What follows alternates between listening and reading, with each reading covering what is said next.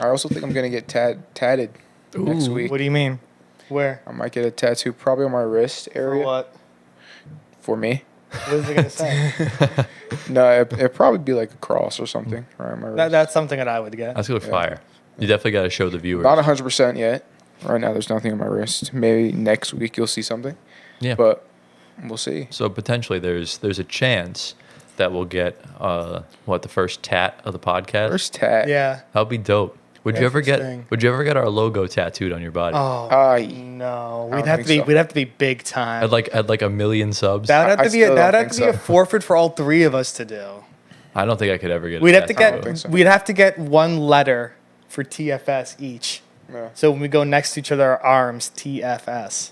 Yeah, I like fair. it. It's cool, actually. Yeah, Maybe. We'd have to do that. Maybe. I can't say no. So, but people are like, why do you have a random T, F, and S on your? it would fucking-" make sense for me if I. It would make sense for him for T. Yeah, totally. You would be S because your last name. Well, it's The also T for me would make no sense. you're also in the middle of the screen, so he would get the S. Yeah. So That's cool. essentially, Yeah. so It'd be like this, like mid-pod. No, like wait, wherever you would tat get is the at. T. yeah, you get. I'd get the you F. get the F. The fuck would I do with F? Or we can, Press F's to pay respects. or we The can just hell would I- all get TFS. yeah, could. just TFS. That yeah. See, I'm a bitch when it comes to pain, so like Then I they would- just tell Deal him with it, bro. have him knock you I'll out. get it like right. Just deal with it. No, have him knock you No, out. that's where actually, surprisingly, your fingers are the most sensitive spot. Like Really? right here, Anywhere that with, is with the pain. bone. Really? Yeah. Yeah, anywhere with bone. like under the arm here, under the wrist, it's definitely painful. yeah. Yeah. But on this side, it's still painful, but it's not as much. If you're going into muscle, I think you There's a feel lot less. more to protect. Yeah. Yeah. Did you see the Nicholas Claxton got a tattoo inside his lip? Yes. It says punk. It says punk. Yeah. Yeah. That's That takes punkish. like that takes Yeah. like 2 seconds. very punkish. Wait, man. but is it reading? So it's reading punk when he puts his lip down. So Yeah. in his mouth, in the backwards, it doesn't say punk. No, it's just upside down. It's upside down. Yeah. Exactly. he probably couldn't eat for like a few days, like Probably. My guess for it to is heal properly. anything Maybe. like just drinking strictly Yeah, but smoothie. the Yeah. thing with your mouth is that it's always liquid, so they use a different type of ink, probably. No, but the difference is the saliva actually helps it to heal. yeah. Oh, Because okay. there's healing All right. properties. That's in there, fair. but But Yeah. yeah. But yeah, that'd be cool. Let us know if you ever want us to get a Yeah. tattoo of our logo or anything. He didn't But- get paid yet. He only got a small tattoo. Exactly. for now. He'll get more. But welcome, ladies and gentlemen, to episode number 11 of the Floor Spacer podcast. Tyler Schwartz, Anthony Cavino, and Giovanni Squiteri coming at you from the studio as per usual. Sorry if I sound like death. I've been sick for the past couple of days, so these guys are going to do a lot more talking you today. sound pretty good. I'm trying. You sound Yeah. good. Yeah, I lost my voice yesterday, so I'm glad we decided to record today. So I woke up at like 9. I had no voice until like 2. So we're chilling, but yeah, look, we have to power through because we have to get these pods out. You know, we upload once a week.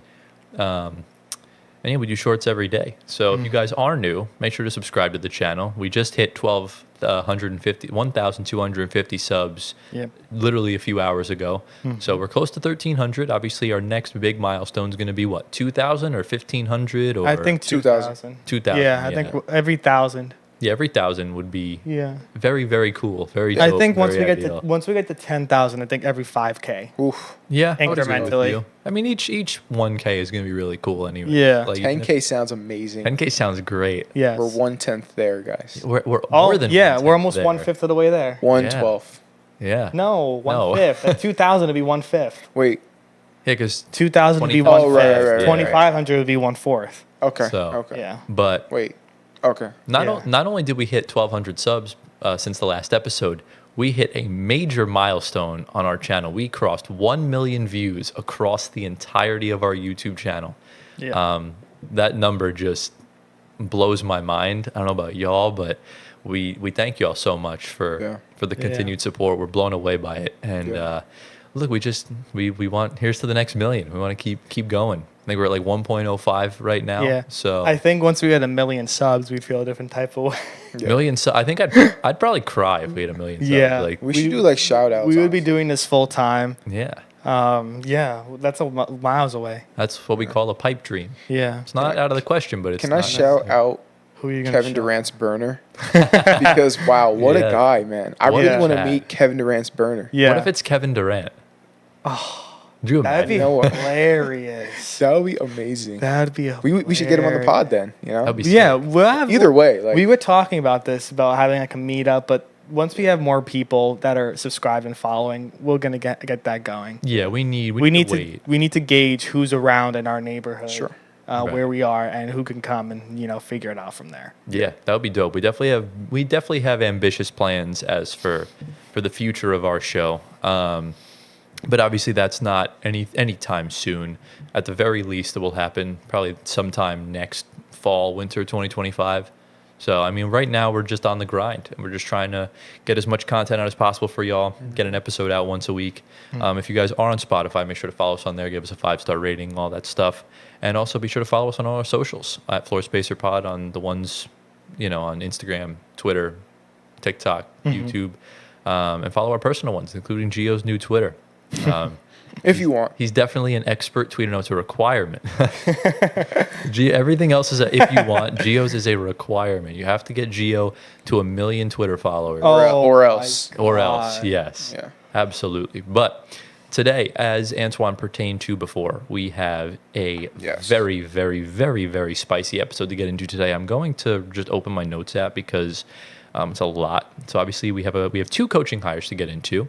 We obviously have a big trade and then an absolute groundbreaking trade, which we'll cover later, which should call for some incredible debates. We also have a couple contract signings, stuff like that. And it really sucks that we're recording this on Wednesday because this is the 1 year the NBA draft changed. So now it's Wednesday and Thursday instead of just all on Thursday. So by the time this comes out, I think it will come out at the same time the second round starts tomorrow because it starts at 4 p.m. Barring I can get this out at 4 p.m. We'll see. Yep. But yeah, we're gonna do our little draft preview of like the top 5-10 picks or whatever, and we'll kind of just go from there. And obviously, based on the timing of all these episodes, I think we kind of have to do free agency today, Yes. Because We this have to coming do some Sunday things. is free agency. June 30th at 6 p.m. Yeah. is when all the signings and stuff. So I had a big list of free agents, and we're just going to briefly go over and just predict where we think each signing will go. Yeah. And in a few weeks, we'll come back to these and grade every single signing that was made. Nice. Yeah. So yeah, should be a good one. And trade as well. Exactly. That goes through. Yeah. I forgot that. And time permitting, we'll see if we have shower thoughts because we're probably going to finish this episode quite late. As you can see behind me, at least there is daylight out here. So, But not for long. by the time we get to free agency, it's going to be dark. Oh, yeah. So we shall see. But before we get into it, lads, how are we doing? We ready. We got lots to cover. I'm doing fantastic. That's great to hear. We'll get into the big trade later. That's Yeah, why we'll see why you're doing fantastic. We'll see why you're doing Very fantastic. soon. So that's all I have. are we ready to get into it? right now. Let's do it. All right, let's do it. All right. Before we get into the first story of the day, we actually just got a Woj bomb, I'm presuming, based on Antoine's reaction off camera. So I'm going to just segue it over to him. And, me and G were going to hear this for the first time. We don't know. We intentionally didn't look when he found out. So what do you got for us? We have the first big free agency signing that will not be on our predictions anymore. Okay. OG Anunoby has agreed to a 5-year, $212.5 million extension with the New York Knicks. Wow. That is a lot of Wait, money. say that money again. 5-year, $212.5 million. Wow. 5 years, 212 and a half. The deal will include a player option and a trade kicker. Damn, they paid him 42.5 $42.5 million, Yikes. which was the market value they were all expecting. That's They were saying north of 40, less than 50. They paid that man. They really they paid that man. Also keep in mind his agent is Leon Rose's son, Nick Rose. Don't know who that is. Nick Rose, his father, Leon Rose, is the GM of the New York Knicks. Oh. So he negotiated with his own son. Oh. for this deal. This team Because is Nick- experts at tampering and conflict of interest, if you hadn't caught on already. So That's this- a lot of money. I don't know what other things. Woj has not tweeted anything out yet. They landed on 212.5 this afternoon. All right, question. Is he worth $42 million a year? I say 42 and a half. I say absolutely not. Okay. Absolutely not. You just gave a max contract to an injury-prone non-all-star. Why is he injury prone? He had one injury. He gets hurt every year. He gets You're hurt right. almost every year. Every He hasn't year. played over 70 games. So since going to Toronto, since Toronto drafted him. you basically just paid. You just paid an injury-prone non-all-star about the same money as 2 of your starters now. Wow. That is wild. This was a deal they had to get done because they gave away assets, which was RJ quickly in the 31st pick in the draft this year. Right. They are definitely comfortable losing Hartenstein because they didn't give up assets for Hartenstein. Yeah. You gave up assets for OG. And in, I guess, every GM's mind or every fan player, if you give up even if a trade deadline move, like an OG or who else got traded at this deadline that needed to be resigned. Siakam. Every time you give up assets for someone and you don't resign them, you kind of just you lost something for nothing, essentially. So you have to bring back OG, also because now you have 2 of the best defensive perimeter wings in the league, 2 of the best. Yeah, this is true. So you're bringing back, but Debatable. one of them is prolifically injured. Also, the Knicks brought in a new developmental guy for health, Casey Smith, who was with the Mavs. And he's coming in out for health because of what happened the previous year. Also, OG's 27, going into his age 28 season. You gave him 5 years. I don't know when the player option kicks in or when the trade kicker kicks in. Probably after the 3rd year. The player option kicks in after year 4. Yeah. But this is... Yeah, I haven't got anything. But, I think now they need to focus on Hartenstein. No, they can't sign Hartenstein. They're hard capped. Really? After the trade, they're hard capped. So Hartenstein's gone. Hartenstein's gonna have to go. I'm gonna give a possibility it does happen. Hartenstein's gonna have to take a major team friendly deal to stay. Which he won't. He's absolutely that's not the doing first that. thing. But if they move off of Mitch and/or Randall, they can bring back Hartenstein. Well, they're gonna have. That's the only way. That's the issue, though. They're hard capped. They're over the first apron. So now that means that they're gonna have to trade like for like. So they're either going to have to trade for someone and just buy them out, which is it just doesn't seem like worth it to go for Hartenstein. Because Hartenstein's going to get he's going to get a boatload of money from OKC. How do you not say no to that? It's so hard because I don't want to go into next year with Mitch and then you have Randall as a backup 5, or it's draft night. If you draft someone in the 23rd, or if you package those 2 picks to move up to get someone, or if you move a Randall, I heard that they're going to include 2 other contracts in that Nets deal to get off of money, which are bench guys. I think it's Diakite and Jeffries to get off money, but also they have to re-sign Brunson next year. Mikal's going to need to be re-signed in 2 years. Yeah. Yep. Randall is going to be free agent after this year. That's why you could possibly move him.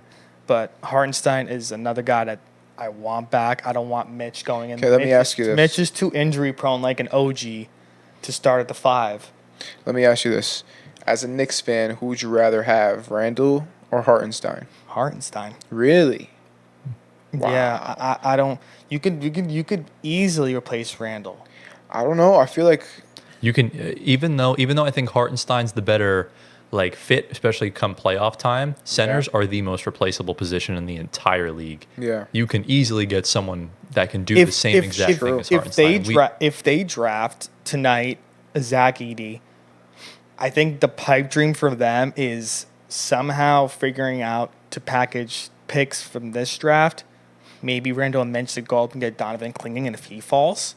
That's the most delusional thing I've ever heard in my life. That's a pipe dream because if he does go number 1, then no way. He's at worst going 3rd. No, but if he's falling out of top 5, top 3 for some unknown reason, which he won't. Which I presumably think is not happening. I don't think they're trading 2 first rounds this year with Randall and Mitch to move up top 5. I don't think anyone's taking that. No. And you already moved half of your picks in the next 7 years to the Nets. Yeah. You can't trade the other picks because of the Stippian rule. So you're trapped with those picks. Yeah. So, and you swapped one of them.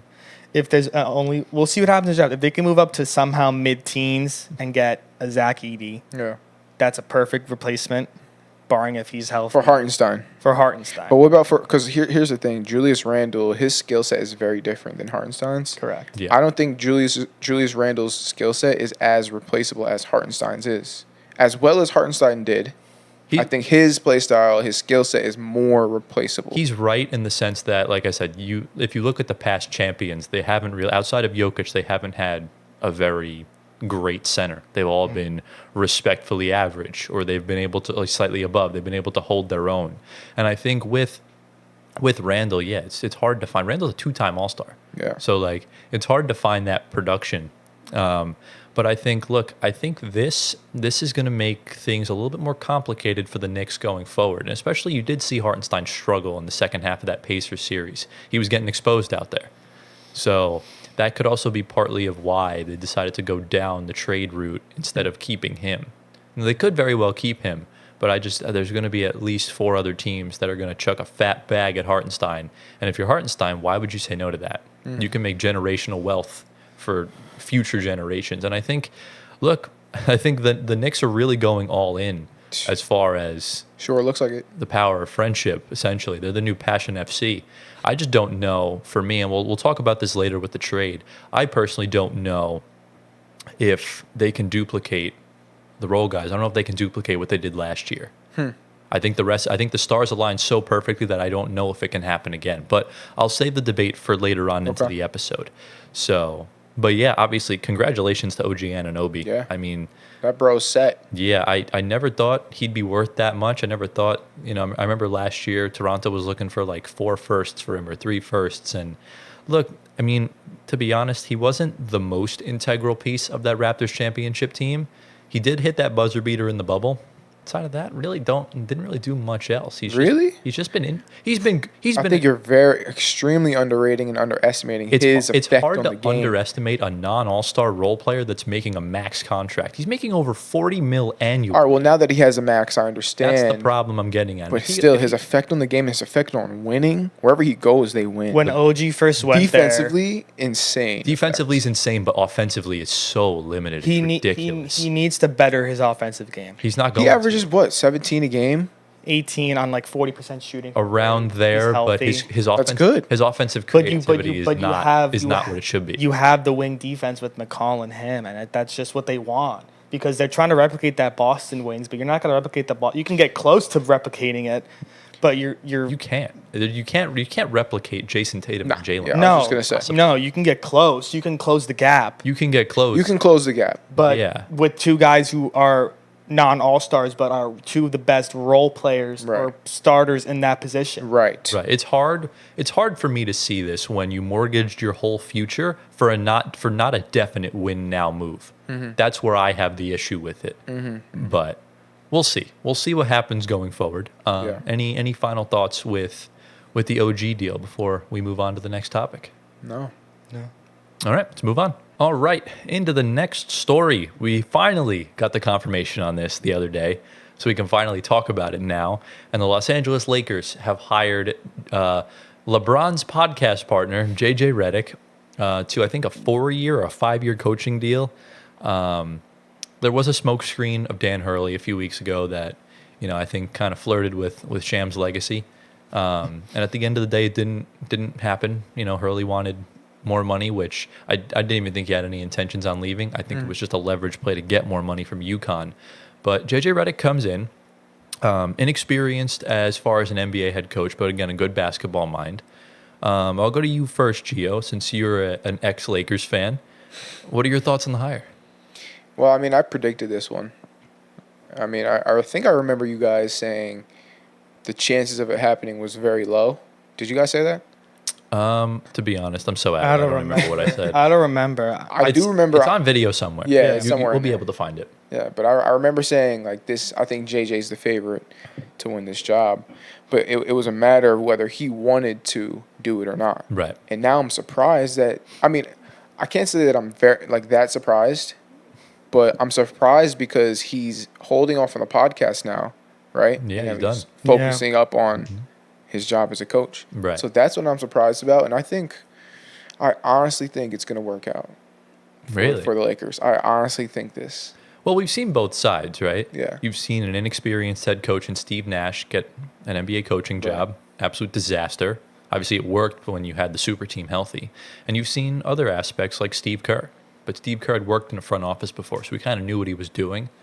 So it's tough. I don't really know how it'll work out personally. I just know that it's the Lakers, and he'll get blamed for any loss. Curious to see how the fans respond after all. I'm curious to see how it happens. Okay. I'm curious to see. What do you think? That's what I'm most. Yeah.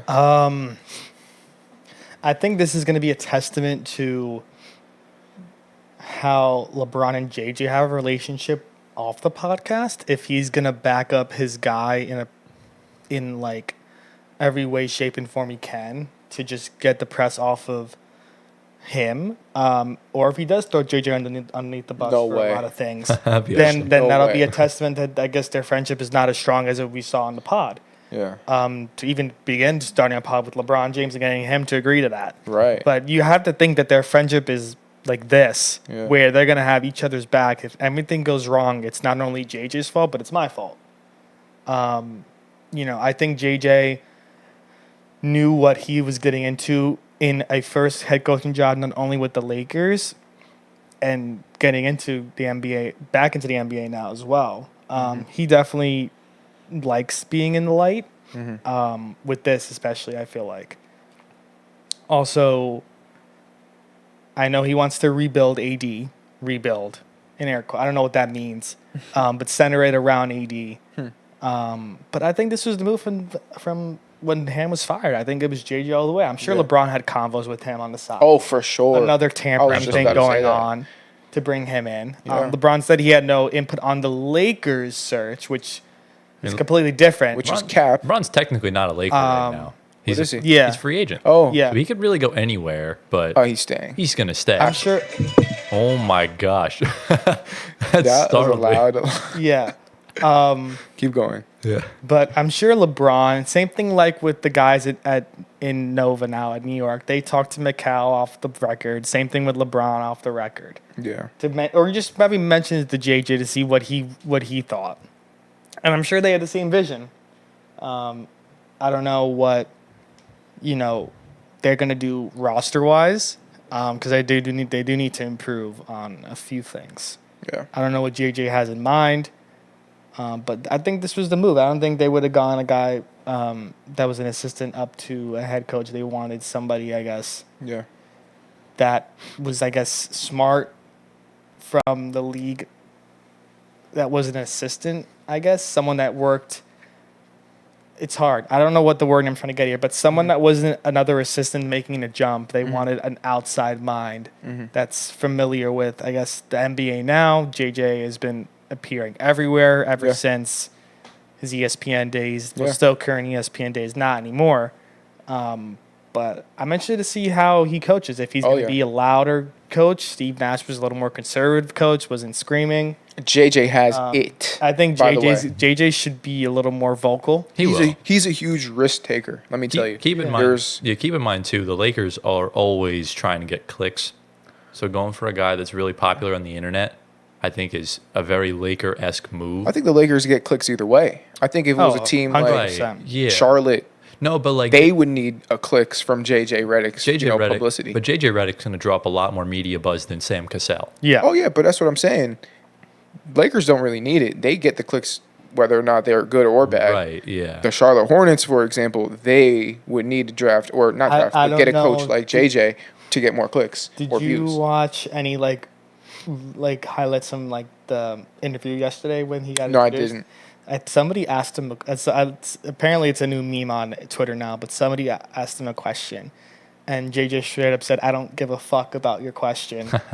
So I'm telling you, he has it. I don't think I'm from the looks of that. I don't think I'm pretty sure- they gave him any restrictions. He's really loud. I Holy don't. shit. I don't think from that. I don't think they gave him any restrictions on how he should talk. I think he said, "I don't give a fuck about the critics or the haters." That was what he was referring Yeah. to. I swear, you're saying I don't give a fuck about your question. No, I don't know. it was about the critics Okay. and the haters. All I know is that there was one game where JJ subbed himself into the game, he either subbed himself into a game or he decided that he was going to take the last shot when he wasn't supposed to. Right. And he ended up hitting the shot. Yeah. So we know that JJ has that it factor, that risk taker mentality. Yeah. And I think it's perfect for the situation that he's in right now with the Lakers because there's a lot on the line. You got stars, but you also got there's a huge chance for them to do good and there's a huge chance for them to do bad. And I think JJ is that guy to take that chance, to take that leap of faith, so to say, to see whether or not they do good or not. I Very will fair. say JJ's definitely going to have a longer leash because you're not going to fire another head coach 2 years into a contract. Yeah. They're already Exactly, doing they it won't with do that. Ham, with Vogel. I think JJ's going to have that 4 years out Yeah. to figure out what they want to go proceeding with LeBron, who gets added. But I think he sees at that 4 years Yeah. easily. Where do you see, to close off this segment, where do you see the Lakers finishing this season just right now, if presuming they get LeBron back? Fifth Fifth in the West. in the West. I'd probably say I'm going to go seventh. Okay. I think I want him in the play-in again. Okay. I'm going to meet in the middle and say 6. All right.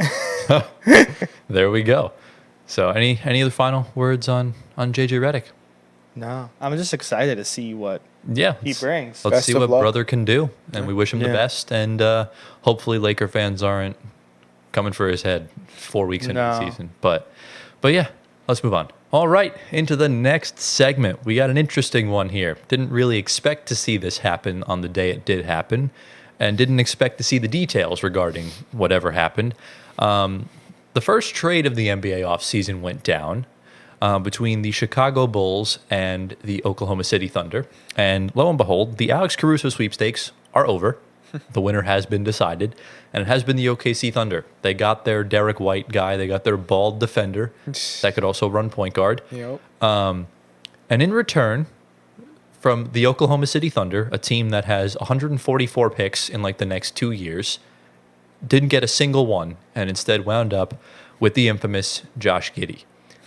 A 1-for-1, no picks, no nothing, just player for player, 1-for-1. Something you Classic. very rarely see in today's NBA, especially when you're dealing with the Oklahoma City Thunder. Yeah. Which this trade baffled the fuck out of me. I was not expecting that kind of return. This was just like, I don't know what the Bulls were even trying to do here. It's like how do know you what? fuck I up think- that badly? I think they see potential in Giddey, and I can't blame them. I do too. Really? I see potential in Giddey. I really do. You're gonna get some He just weird needs looks. a new. It's okay. You can look at me however you want. No Diddy. But I just think, he needs a new scenery. Right. I think he's done. I can in agree with OKC. that. Yeah. But if you're the Bulls, like at least get a pick back. Yeah. At least get like a couple seconds. Like Yeah. do something. They were asking for the OG return in the deadline. They got nothing close to that. Well, at the deadline, your value's highest because your mid-season teams are more desperate to try and contend. Yeah. OKC could have used Josh Giddey. I don't think they win the title with. I mean, No. for Caruso, I don't think they win the title with him. But No. I think they definitely get out of the second round Yeah. potentially. But I think for me, I know it's like there were so many teams offering so many picks. The Kings offered the number 13 pick for Caruso, and the Bulls said no, Wow. which is just Yeah. mental. And they want to give Giddey $100 million. They believe in that. Yeah. They do. They think he's got all-star Yeah. potential. Sometimes that's all a player needs is someone to believe in them. just the confidence. in the Seriously. organization. He is. That's really what it takes sometimes. I think if Lonzo doesn't shape up to be healthy, he's running the point for them. Yeah. When he first came into the league on OKC, he was getting weird triple doubles, but he was putting up numbers. He did need the new change of scenery. OKC was not it, and I knew they were going to move him. I just didn't think they would get Caruso as the return because you're bringing in another guy that's going to be Derek White, an OG Anunoby type of player defensively, but I think Caruso is more gifted offensively than OG and White. A little bit. I don't think I so. think OG and White are very, very different types Yeah, of players. I OG, think- I would compare more as to like it's like a smaller Aaron Gordon type Yeah. role because you have your someone like Caruso and Drew Holiday and KCP. They're your perimeter point of attack defenders. OG is going to guard the best front court player. Yeah. Yeah. He's going to be the one on Kevin Durant, or he's going to be the one guarding Giannis at times, or Yeah. Kawhi Leonard, Yep. stuff like that. I They're think- definitely not similar. This is the first piece for OKC. So it's going to be SGA, Caruso in the backcourt. They need a center. Hartenstein's on their radar. We'll see what happens there. Do they even start Caruso? They have to. He's I your think he's so. your he's your two. I don't know if you have to. I think he So could who'd you be- start? No, he's Well, your I'm two. not saying you don't start Caruso, but if you roll out Caruso as a sixth man, I mean, either way, he's going to get minutes. yeah, I either way he's think going to get he's your minutes. two. Because think about it, Derek White was on the bench until Right. Porzingis Yeah. got hurt. So We'll see who else starts. If Lou Dort's still going to start, but we know. You think Lou Dort starts over Caruso? makes more money, so probably Okay. Yeah. unless But, they both start. Yeah. We'll see crazier who else they things. bring in. If the center, if they bring in another guy trade wise, they have picks. Levine, DeRozan. They could still call Chicago for DeRozan or Levine. I don't want It DeRozan is to looking win. likely DeRozan just enters free agency. Yeah. Oh yeah, DeRozan is a free agent. But yeah, I think They have the cap space to sign anyone they want. Yeah. I think this is the first move for Chicago. I think Caruso was gone. I think now they're gonna move Levine, Vooch. I think Kobe White stays, of Give course. Kobe White the keys. Kobe White stays. Lonzo, I think that's another toss up. They can't move him. There's no value. They can. You just got to see. They can easily move Lonzo. I know, but For what though? It really depends you because attach him to a Vooch or Levine. as of right as a now, throw-in. Lonzo's locked under contract. He's projected to start at the beginning of the season. Okay. And if the Bulls are blowing it up, there's a fire sale. Why not buy low on Lonzo Ball if you're Sacramento Yeah. or if you're New Orleans? Yeah. Yeah. Or even Denver Nuggets. I think he makes too much money. Okay. I think like Denver or Boston, it's too risky. They're hard capped also. Okay. So otherwise Bruce Brown would have returned last year. But I think if you're a team with cap space and you actually are trying to get off of a contract, like even if we didn't make the trade, I'm sure we probably would have flipped Ben for Lonzo. I'm sure that probably was in the realm of possibility. But yeah, I think this trade makes a lot of sense for OKC. I think they just needed that point of attack defender because I do think they're going to wind up losing. Lou Dort will be the casualty in a superstar trade, whether it's for Lauri Markkanen or Kevin Durant or whoever, because he's the main salary piece. Obviously, you're not getting rid of SGA, or Jalen Williams. So I think that kind of protects both of them. Caruso, they're going to have to pay him at the end of next season, which is fine. But I think he's good. He's a good vet. He's an NBA champion. So, and we've seen it. The past two champions have traded for an NBA champion point of attack defender, and they've won. So, I guess we'll see how it plays out. So, that seems to be a trend going. As for Chicago, look, can Giddey turn into a good player? Absolutely. Can he not? Absolutely. But it's unacceptable to not get a first round pick or at least a couple seconds from OKC. And I think the Bulls front office has shown plenty of times over the past couple of years that they're idiots and they don't know what they're doing. Wow. I think they're banking on Giddey becoming that 2 next to Kobe, which is, Tyler says, it can happen. Bro, imagine saying that sentence out of context. Giddey next to Kobe. Giddey can be great, but Tyler said he could also just be the same player in Chicago. We'll see how he takes Chicago, if he can be a 2, if he wants to run point. He's a really good player. I mean, he just had just You're talking about Giddey? Giddey, yeah. He just, Same thing, really. They were saying on Twitter that his camp wants $100 million over 5 years when he's a free agent. Not even his camp. The Bulls want to give him $100 million. The Bulls, Wow. yeah. But he needs to show that next year. He Risky, needs to at least drop 20 plus, have his rebounding numbers go back up. Because when he had his first year in OKC, he was all over the court. Yeah. He was rebounding, assisting. He had weird triple double numbers, but he was like a Luka type of player, but not putting up scoring points a lot. That's because he was young. And let me tell you this: the reason why he dropped off, and the reason why he looks to have been not as good this past year is because SGA is there. It's because the ball's not in his hands. That's when he excels. Right. Yeah. And also, He's running the floor. last year during the play-in tournament, SGA struggled, and Josh Giddey was the best player on the Exactly. team in those games. But Yeah. look, I just think SGA is a miles better player. Oh, I think for we all sure. can Yeah. agree on that. For I don't think Giddey's as good as we all think he is. I think he's a very average player, and he needs to prove that he's not. Essentially, I don't believe in him. I'm glad the Nets didn't trade for him. So, I mean, yeah, we'll see, but I just don't know what the Bulls' direction is. Their future looks insanely bleak, and Yeah. I'm really not sure what they do from here. Because I think to be honest, the Bulls should go into a fire sale, right? I think you're probably going to lose DeMar for nothing. I think we can all agree on that for the most part. Yep. Who knows what happens with Levine? Some days he has value, some days he doesn't. He's constantly injury prone. Vooch will probably get you something, and then just who knows what the rest of the roster. It's not even worth kind of going into. But No. for OKC, where do you see them finishing in the West this season, and what's their ceiling playoff-wise before we move on? I'll say 3. They're still top 3. I think they'll probably have a little bit of a drop-off Okay. because they did overachieve this past season. I think Caruso doesn't move the needle that much in the regular season because he also does have his fair share of injuries. I'll probably say maybe anywhere from the 4 to 6 range. Oh wow. In the West. And keep in mind the West is stacked. Yeah. So it's going to be really difficult. I think you'll get your Denver and Minnesota still kind of up there. Don't know if OKC can keep up again. This is the deepest they've played into the postseason since the Durant days. Mm-hmm. If they bring in a center, I think they'll be more than okay because they need someone. Because Chet can't be doing everything there. Mm-hmm. Right, and that's what'll be exciting about our episode down the line, right before right when the season starts. We're going to predict both conferences top to bottom, our awards and our playoffs, and who we think is going to hoist the Larry O'Brien in 2025. Yeah. So, as of right now, that's where we have OKC finishing. I imagine we have the Bulls finishing probably out of the playoffs. I think they'll probably finish right above the Nets. Yes. Yeah. I wouldn't be surprised if they're below them. I don't know. I think we're going to go full tank mode. So I think anywhere from 12 to 14 is in range for Chicago. Yeah. So unless the Pistons decide to piston again. But any final thoughts on this trade? No. All right. Let's move on. All right. Into the next segment. This is a bit of a quicker one. Not really much else. And we go over to Sacktown.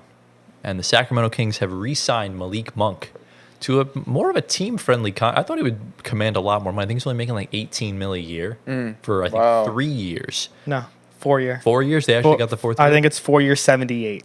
Okay, yeah, no, it is. It was a much more lower number than I thought he was going to get. Yeah. I thought he was going to command at least 25 the way he's been playing. Yeah. 6 Man of the Year candidate. Probably could have gone somewhere else to start and kind of run the offense, but look, I think him and Fox and Sabonis kind of see what's cooking in Sacramento. I just think it's kind of on the front office to start making moves, try and make more aggressive moves to try and compete. We know they floated around the Siakam trade back in February, but Siakam did that to himself, to be honest. You can't really fault Sacramento for kind of backing out. But with this trade, or not trade, I'm sorry, I'm loony right now. With this signing, I'll go to you first, Antoine. What are your thoughts on this deal for both Monk and for the Kings? I think it's the same thing with OG. It had to get done. You don't let him hit free agency. He obviously now he's not going to be sixth man anymore. He's making too much money to be off the bench. You're going to start him. Well, it depends. I mean, I don't think you bench him. Herter's making like the same money, so I think a little less. Yeah, a little less, but it's. I think it's up to them. I think they have to bring in another piece, but Monk was the guy they needed. He got injured, short seasoned, but he'll be back. He'll be hopefully the same thing he is this past year. You just had to get it done. Had to keep him off the market from a Philly type of team, Milwaukee. They probably wanted to sign another shooter. Yeah. And they got it done before even the window opened because they have their early bird rights on them. We actually just got some breaking news. A Woj bomb.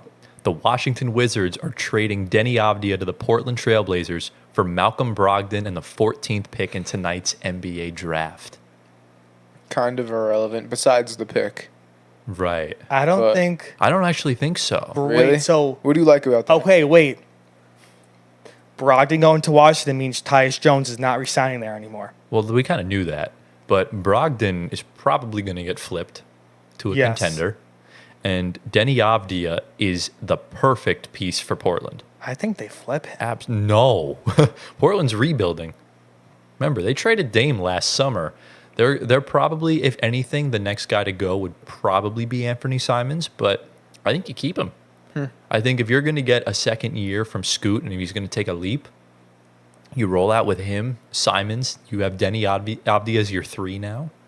And then they're probably going to trade Jeremy Grant next. I don't think Portland does anything, though. Doesn't excite me. It's not like a... Well, it's not a now move. Yeah. This is for them to kind of build themselves up. Okay, so it's like they're slowly building. Yeah, Washington's going through a fire sale Washington right now. has the 2nd and the 14th pick now. In Correct. The draft. They do. So they're loading up on. They must love this draft class to take another pick. I wouldn't say if they love the draft class, but maybe they can use this pick and maybe trade. They can swap a pick either later on in this draft or maybe they can swap in next year's draft. I'm so curious as to why they moved. Avdija had his best year of his career this year. There's just no point with Washington. Remember, we talked about this earlier. Washington's at a crossroads. They got to just, they're in a whole fire sale. Everyone outside of Bilal Coulibaly is up for trade. I thought Avdija would be untouchable. Nope. That's interesting. Yeah. Avdija's his value is way too high to keep. His trade value, like the package you got back is perfect because you're going to get at least 2 picks for Brogdon, I think. And you can probably get something for the 14th pick if they decide so you to think keep, Brogdon gets moved. So he's Tyus absolutely Jones getting could be. flipped. Think about it. Brogdon was 6th man of the year 2 years ago, was Boston's best bench player before they fell to Miami. He got hurt. And obviously, you had to flip him to get Drew Holiday. It was the right move. So Brogdon's going to be really key for contenders with cap space. You think Deni stays? I think they have so much depth there. When Portland? Yeah. Portland needs Deni Avdija. They wouldn't trade for Deni Avdija if they were going to flip him. Because you got Shaden Sharp coming back. You move Jeremy Grant. That frees up a space. Yeah, that's why. For sure. That's what's going to happen. That's what he said. Yeah, Deni Avdija is like a 3-4 type player. So I like the move for them. I really do. Yeah, I think they won that trade. Not sure as to why they decided to get an extra pick. Maybe I do think they flipped the pick, but I'm not sure. Maybe Washington decides to take 2 players in their fire sale. Now Portland only has that 7th pick. Correct. Wow. But interesting. But anyways, back to what we were talking about. With Malik Monk, you were saying it. So I'm sorry, I didn't mean to interrupt you with the word. No, that's fine. Interrupt for news. Yeah. Because you get our genuine reaction. This is a weird episode, so Yeah. So continue what you were saying. No, I hope they're back to their season they had 2 years ago where they were, lighting the beam. Everyone was so happy in Sacramento. It was like a story similar to, I guess, OKC this year. No. I'm trying to figure out like a story that it was a happy story for a team that's in a small market. Like Sacramento was succeeding after so many years of just being at the bottom of the conference. But Yeah. this was a move they had to get it done. And then, we'll see who else they bring in to help bench-wise. But Monk was the first thing they needed to get done to keep him off the market. Same thing with OG, same thing with Siakam. Yeah. You keep your guys. And that's what you had to do. Keep in mind, this is a new CBA. From now on, like once the finals ends, that very next day, once the clock strikes midnight, you can talk to your current players to re-sign to extensions. That's why the Siakam stuff happened so early. Mm-hmm. So, I mean, you got to credit Indiana and Sacramento for getting their respective deals done. What do you see kind of short term here for the Kings, Gio, as far as this deal goes? I think Monk obviously wanted to stay. Yeah. Because he took that little amount of money. It's obviously not little, but for him, he could have gotten a lot more, I think so. Absolutely. So I think he obviously likes where he is on this team.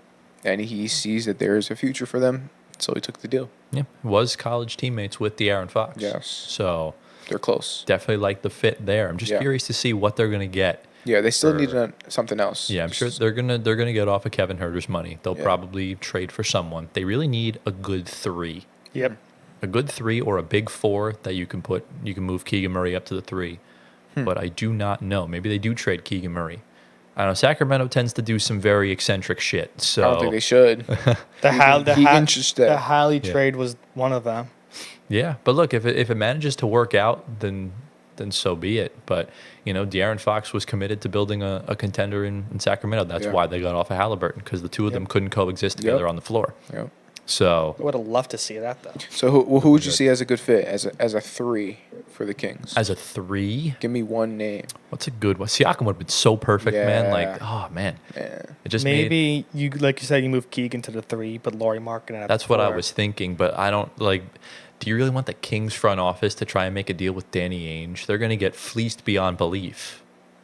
So I don't know if I necessarily want. I wouldn't be making any deals with Utah unless you're OKC, because they have the picks to kind of. Same with San Antonio. They have the picks to kind of get rid of stuff.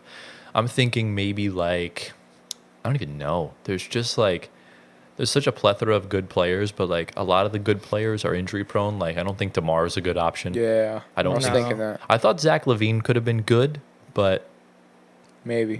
I'm gonna throw out a name. What you got? Paul George. He might be Golden State bound. I saw that. So Yeah, but that will but we'll the touch on later. other California team. Yeah, I think.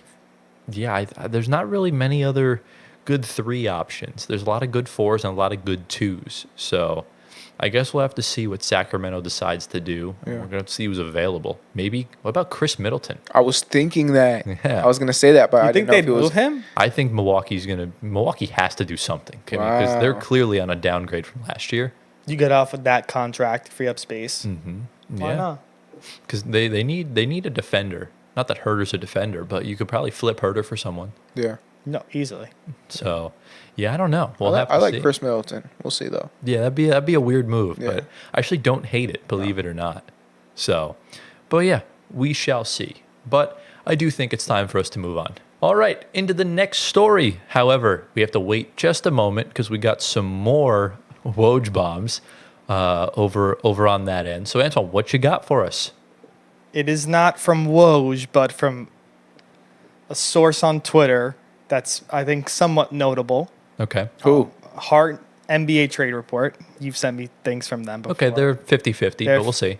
They're saying Hartenstein is leaning towards resigning in New York and taking less money. Wow. Whoa. I love it. If he I mean, stays. fair play, but I mean the way he played at the end of that Pacers series, Yeah. that worries me for the Knicks in the future. I don't know if he's the right guy. Well, if he settles for less money, then yeah, of course he's the right guy. Well, I'm talking about as far as a center to win the championship Okay. in New York. I don't know necessarily. That's something that he must. The only thing I'm saying is that he probably likes it too much to go somewhere else. Right. And That's the chemistry. he must think they could And win as I'm well. sure he has Hart, Brunson all in his Yeah. ear telling him to Oh, slide for back. sure. Yeah, I mean it's probably you have a better shot making the finals in the East than the West. Yeah. So And the way he played in the playoffs, he loved that atmosphere. He was always Oh, the yeah. one getting them hyped. yeah. You So know, yeah, we'll see if that if happens. NBA trade report is accurate. I will believe it when I see it. But we do have another coaching hire, second of the episode, which is pretty cool. So I'll segue it over to you, Gio. Yes, sir. What you got for us? So Kenny Atkinson Nets legend Nets Kenny legend. Atkinson. has officially been hired with, say it, Cleveland. the Cleveland Cavaliers. All right, so what are our thoughts on this hiring, Anthony? We talked about him last episode for Detroit.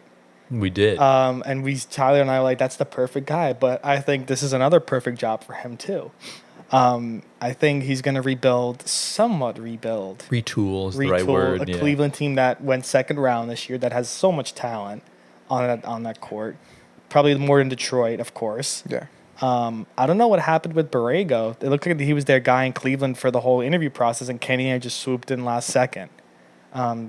I don't know what Tyler thinks about being the former Nets head coach. I think he was saying that he's perfectly fine because he deserved another shot somewhere to coach that was not Brooklyn. I mean, when he left, when we fired him, it was time. I don't think some of the rotations he was putting out was a little questionable, and I don't think he really was on the same wavelength with Kyrie and KD. So he definitely does leave a lot to be desired, but he's a good head coach. I definitely think the Detroit job was more tailor made for him. So I'm a little perplexed by the Cleveland hire, but I'm really happy for him. I think he deserves another shot coaching an actual playoff team. And I do think, if you re-sign Donovan Mitchell, you can probably, flip Garland or Jared Allen for some added depth or another star or whatever, or even if they keep the same guys. I think they do need one more piece. But, like we mentioned earlier, the East is wide open. So I do think a finals run in Cleveland is on the cards. It's just the front office needs to make the right move. And their front office has proven plenty of times that they just haven't. So, I think the reasoning for firing J.B. Bickerstaff was very questionable. And look, we'll see. I think, Borrego I thought was going to be the guy. Lo and behold, wasn't. But look, I think Kenny Atkinson, I'm more perplexed on how he's going to kind of function alongside Donovan Mitchell. This doesn't really seem like a very Donovan-esque hire. But that doesn't mean it won't work. Why do you say that? I think Kenny Atkinson is very set in his ways in the sense that, in Brooklyn, he didn't let Kyrie kind of do the things he wanted to do on the floor. I don't know if if Donovan Mitchell's going to have that freedom, So I think, we'll see. I think he's unproven as far as a contender goes. Now, granted, since his time in Brooklyn, he did win a ring with Golden State as the lead assistant coach. So, who knows? I think obviously I'm a little bit biased because I am a Nets fan. So I do wish Kenny the best, and I do think it's going to work out in Cleveland. Not saying they'll win a championship, but I think they'll have successful seasons. I think you'll see a deep run or two. Pause. But yeah, I like the hiring. I have a lot of friends in Cleveland, so I know they're happy about it because JB Bickerstaff it was a mess. They didn't like him. The Cleveland fans. Nope. Oh wow. Yeah, Okay. but yeah, I think it'll turn out good. What do you think? I have no idea. I'm just gonna be real with you guys. I really don't know much about Kenny, but I'm excited to see what he's gonna do over there in Cleveland. He has players. He has some assets. Let's see what he does. What would you say their ceiling is for the Cavs based on the talent that they have? Conference Finals. Okay. What seed? Oh, it's tough. I think Boston and Indy are the two best teams in the East right now. I'll probably put the Knicks around 3, and I'd probably say anywhere from 4 to 6, kind of like OKC. Okay. I think they're in for a very similar year.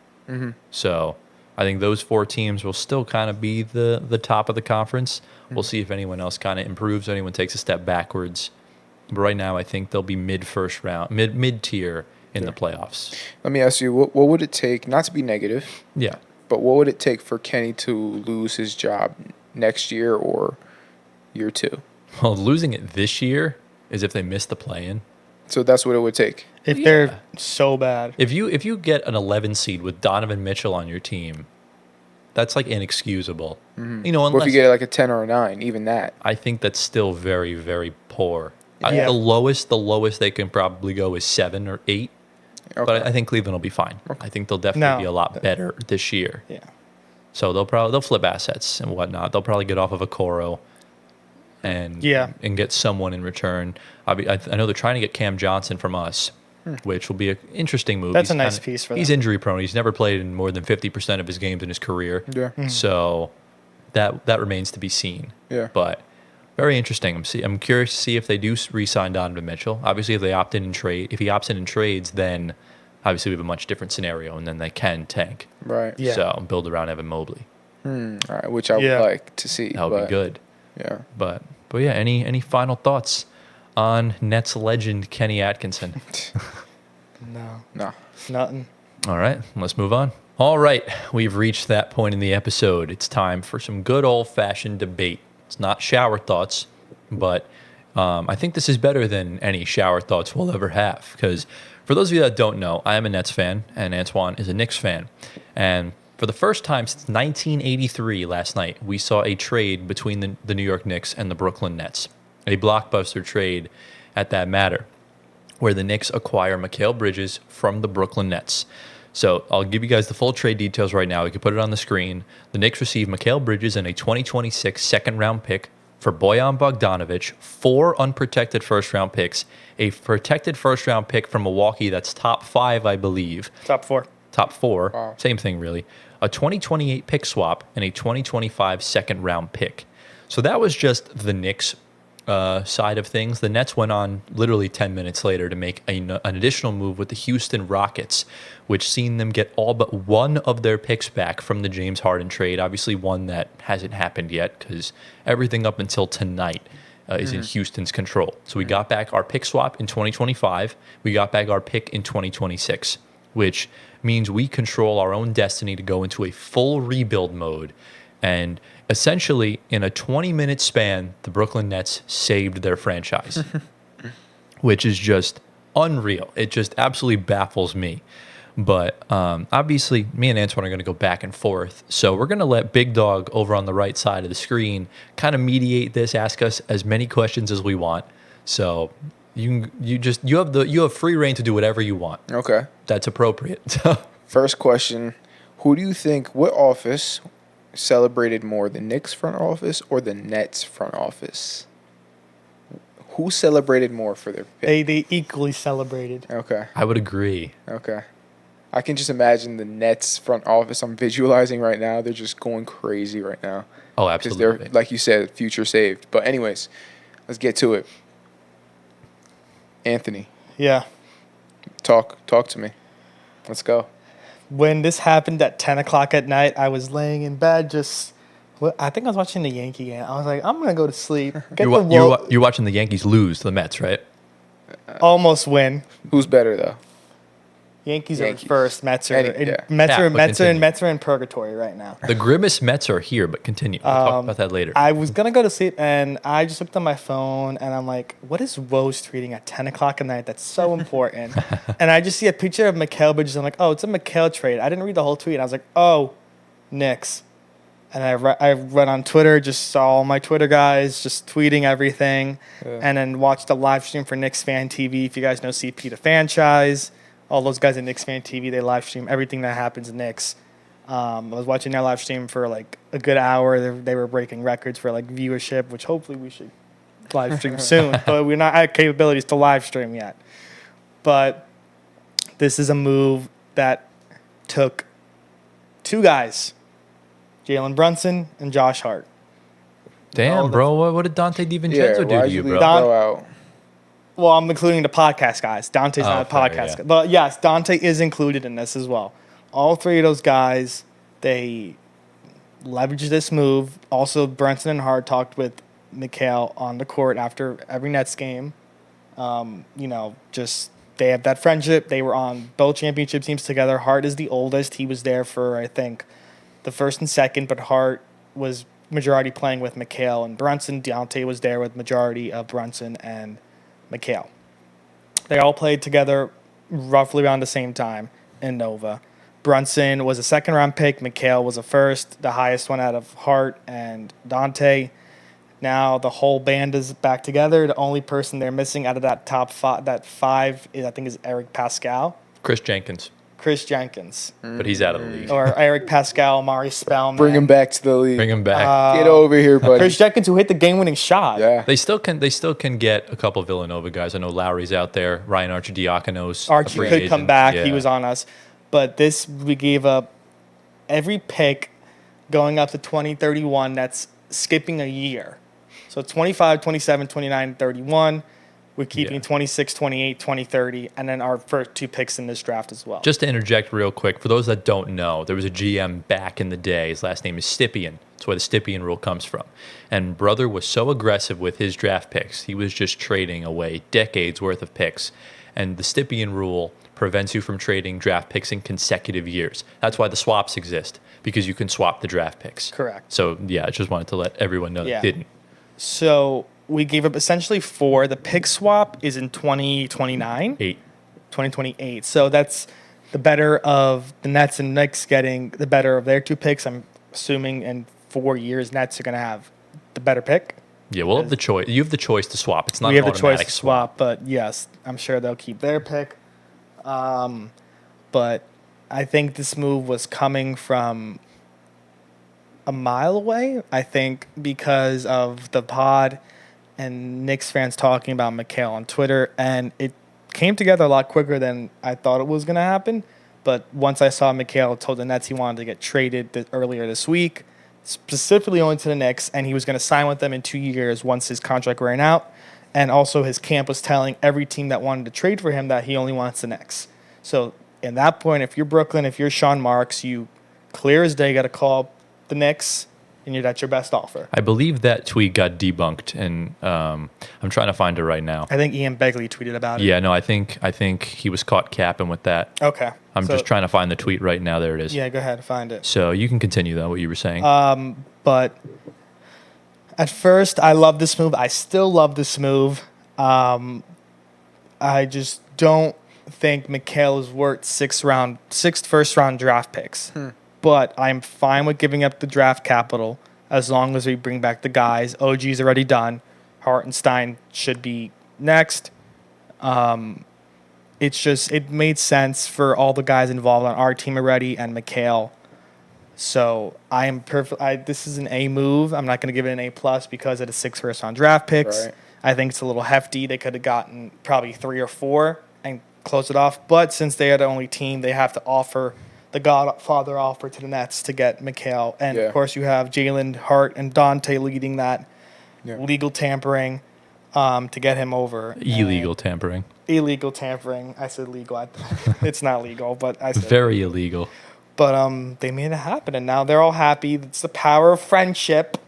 That's what they say. And this is the first team. I'm sorry, I just ran to my mic. This is, I think, the first team we've seen in the NBA that's made up of a full college championship team. Yeah, as far as I know. Almost full. I'm pretty sure. Yeah. I am struggling to find this tweet right now because The there were so many Begley tweet? tweets I liked. No, it wasn't. No, it wasn't the Begley tweet. It was a response to the Begley tweet because it wasn't all that truthful. This is your phone. You have a screen protector on there, right? Yeah. I was like, wait, doesn't he have a screen protector? I'm trying to find it, but it's if I find it at some point, I'll put it on the screen. If not, it's no biggie. Yeah, I know essen- Begley tweeted about Essentially, the tweet was that Mikal never asked out like that. It was essentially the Nets got a Godfather offer from the Knicks that they couldn't refuse. Like, why would you say? Oh, no to really? that? Yeah. So the Knicks came with that.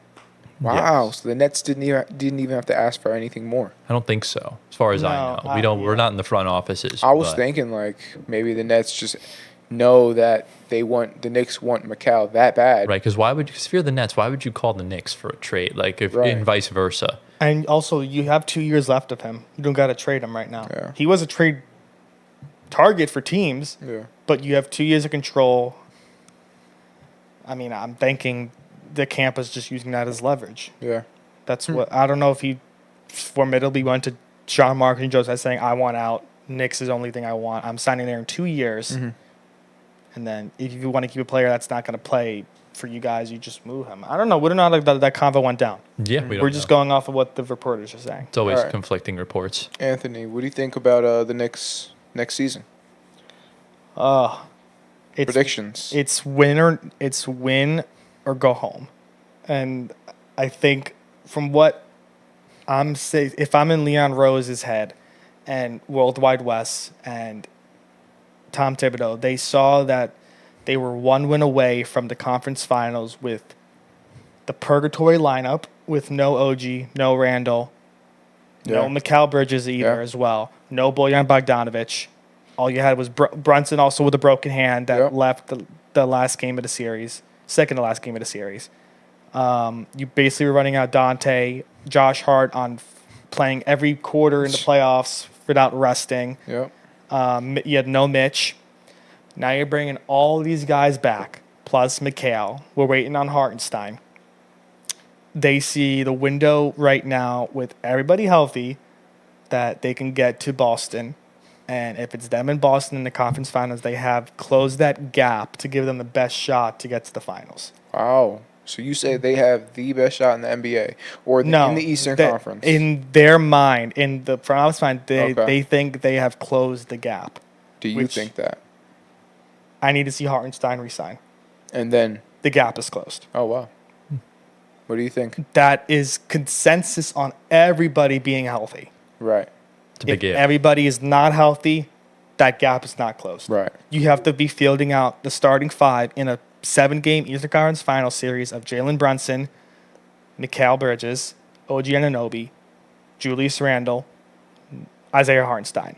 You have a bench of Deuce McBride, Yep. Dante DiVincenzo, Josh Hart, Mitchell Robinson, and your draft picks from this year.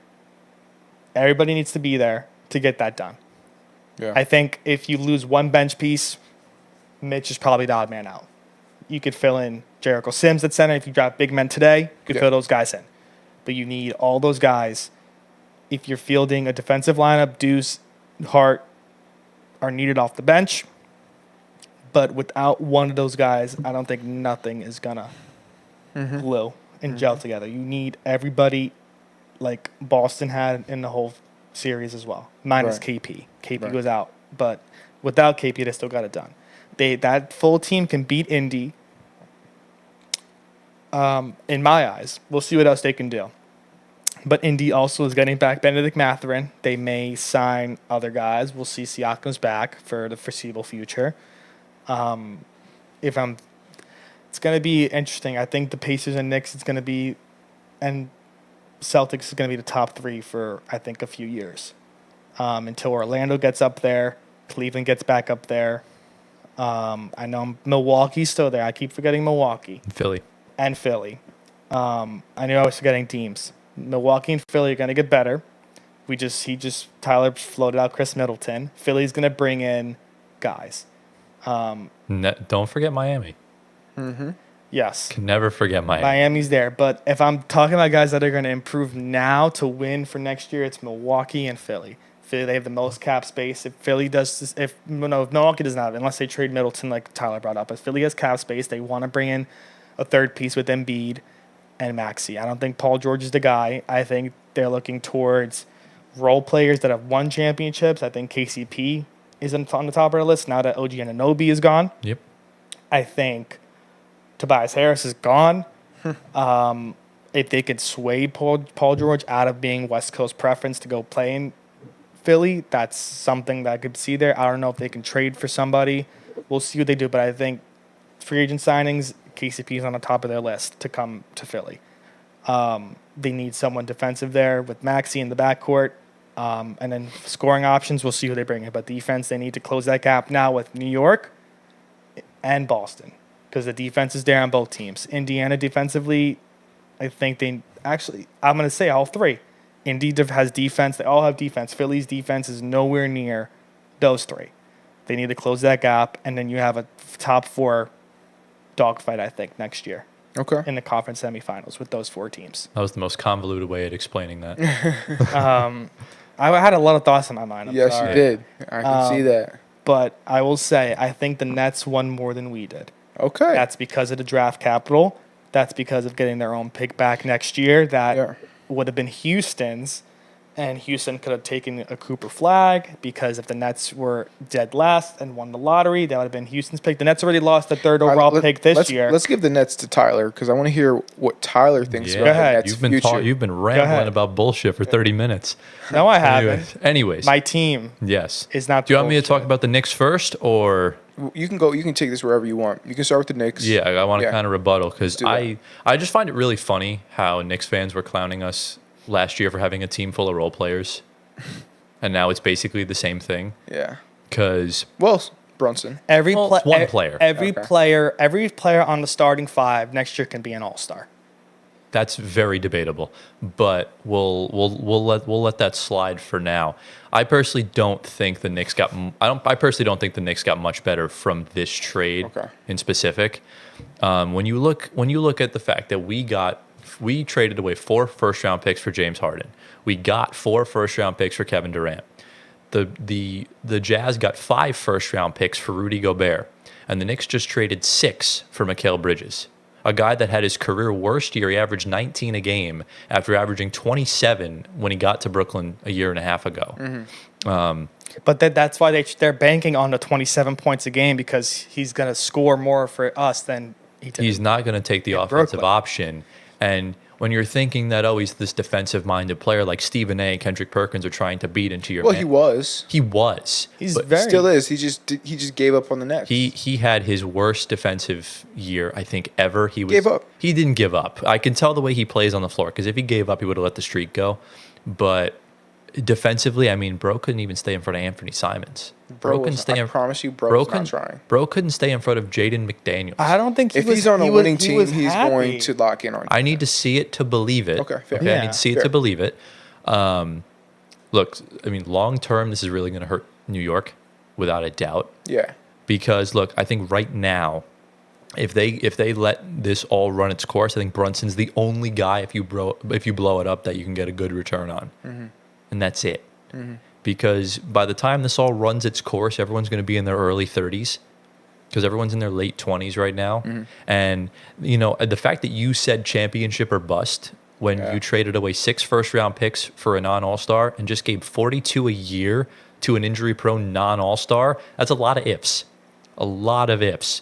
When you've got multiple all-stars on Boston, you've got multiple all-stars on Indiana, you've got multiple all-stars on Philadelphia, you have multiple all-stars and Hall of Famers on Milwaukee, I think there's a lot of ifs that go into this. You have multiple all-stars on Cleveland, and you're going to get you still have Orlando. You still have there's so many teams that are getting better, and I think the Knicks really needed to make a definite move, and I don't think they made a definite move. They made a definite choice, but For 6 first-round picks, you could have gotten so much better than Mikal Bridges. And for 42 a year, you could have gotten way better than OG Anunoby. That's kind of my thought process in regards to that. Obviously, I sound biased because I'm a Nets fan, but I try to be as subjective as I can on this show. Subjective? Subjective, because objective obviously means biased. I try No, to be it's the other way around. then I try to be objective Yes. as possible when it comes to deals like this, especially when it involves my team. But look, because to me, everyone loves to bring up the fact that they beat the Pacers when fully healthy. But when we really think about it, they lose to Philly if Philly's fully healthy. That's my thought process. If you get a healthy Embiid and if you get just a healthy Sixers team in general, I think they wiped them in 5 games. So that's kind of my thought process. Not even beginning to get into the refs because they played a huge part for the Knicks in those 2 rounds. Embiid still dropped 50 on He them. still did, but bro was on one leg. Yeah. Walk. It's That kinda was, like, more towards like the last couple games. That's when you Right. could tell he was definitely injured. exactly. But those last couple games were vital for Philly. Yeah. They easily could have forced a game 7 back sure. to MSG.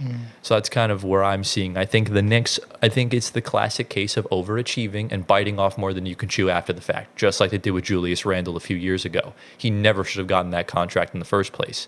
And I think it's come back to bite them, obviously, now, considering when he has played in the playoffs, he's only hurt them more than helped them.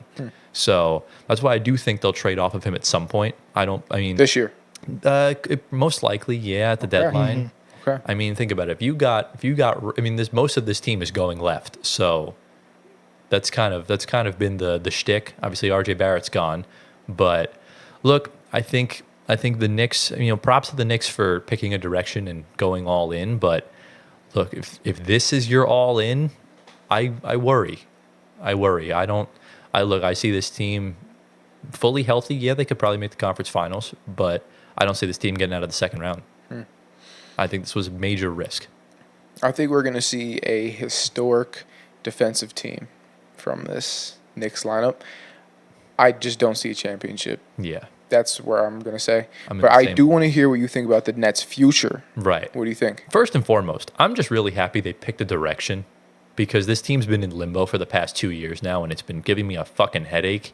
And look, I think I said this in Net Spaces last night. Before I get into that, obviously he broke down how he found out.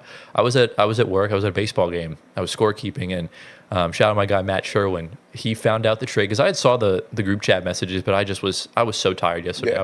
I was sick, so I saw the messages, and in between frames, he was like, Mikal Bridges got traded, and I was just like, no fucking way. And it wound up going to the Knicks, and I was like, we didn't get our picks back. And then 10 minutes later, we found that out, and we were just jumping for joy. We were all high-fiving and hugging and all that stuff. It was great. And yeah, it was just I was elated the entire night because the fact that we got 4 unprotected picks with the protection from Milwaukee, with the swap in 2028, 6 first-round picks for Mikal Bridges last season. After the season, how does his value go up? Yeah. After being traded for Kevin Durant, having the worst season of your life, your value goes up, and you bring back the biggest draft haul in NBA history. We got 9 first-round picks back from Kevin Durant, and it's going to be more because we're probably going to get back at least a first for Cam Johnson. That's insane. It's ridiculous. What are you guys going to do with the picks? We are tanking for Cooper Flag. That's Cooper Okay, Flag. let's go. That's why they got that pick swap. Think about it this way, right? We saw in 2023, the NBA decided to give the Spurs the lottery to get Victor Wembanyama, right? Because we saw them draft first overall with Duncan and David Robinson. Think about this. Picture this. 2025, a team from New York wins the lottery, drafts Cooper Flag first overall, the best American draft prospect since Zion Williamson, drafted in his home arena. Because the draft's in Brooklyn every year. And he's from New York. Is he? I don't know. I don't know. I No, don't think so. he's drafted in his home arena in Brooklyn. Yeah. He goes number okay, 1 I know what you're overall. saying. Yeah. Okay. But what I particularly love about this deal, right?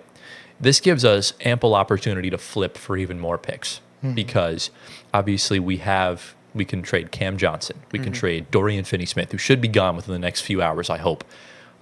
Dennis Schroeder. We can sign and trade Nick Claxton still. We can trade Ben Simmons, although that's very unlikely. There's a lot of tradable contracts. We have Keita Bates-Diop we can flip for a couple seconds if we want to. But I have a bookmarked tweet from Billy Reinhart. This is the full summary of the Nets draft picks in the future. So obviously we don't have a pick right now for this year, for tonight.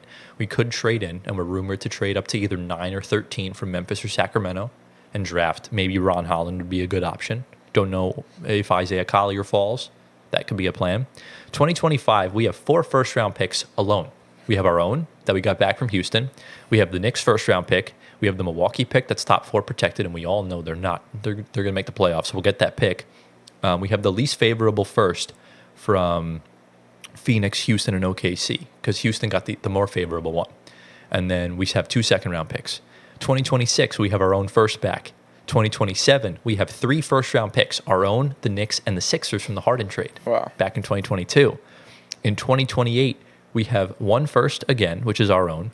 In 2029, 2028 is a swap, so whatever's more favorable. 2029, another 3 firsts. Us, the Knicks, and whatever's the least favorable of Dallas, Phoenix, Houston, whichever one we decide to give them. 2030, we have our own. 2031, we have 2 firsts again from us and the Knicks. So 15 first-round picks, 10 second-round picks through 2031, and we still haven't even traded the bulk of our vets yet. All we've traded so far is Mikal Bridges. Sean Marks has completely canceled out anything bad he's done over the past few years. And to be honest, I don't even know if he was the one that really had a say in those trades. I think Joe Tsai was down his neck about everything. And I think this kind of move is what we all knew Sean Marks was capable of. He just hadn't showed it. And I think now he gets to live out that vision that he didn't get to before, because it's a miracle in itself that he still has a job to begin with. So, look, I think Joe Tsai finally decided to admit defeat, took a step back, let the people he hired do their job properly. And look, at the end of the day, I think this is the biggest draft haul in NBA history. We'll look back on this in a decade at what we got back for Kevin Durant, which will probably be in excess of maybe 10 to 12 first-round picks, and who knows what those first-round picks can turn into. Wow. Because we don't know how the Knicks situation will end. Whether or not they win a championship, that team could blow up in flames whether they do or not. And we could be, and no chance we give them their picks back. Yeah. We won't be nice. The Nets, the next dynasty? Bro, imagine. Well, 2030? Do you imagine? we don't know what the NBA is going to look like 7 years from now. He's from panicking. 2031. He's panicking over there. He is panicking. We don't. You went from I'm super going from the to, now. uh-oh. I'm excited What for do the we do? now. I'm the picks in 7 years from now. The only way we're gonna know who won this trade is when that last pick they made from our trade is done, Yeah. and what we see from. Well, even before and then up for now. If they get Cooper Flag, that's set in stone. That's fine. They might even draft my son. Yeah.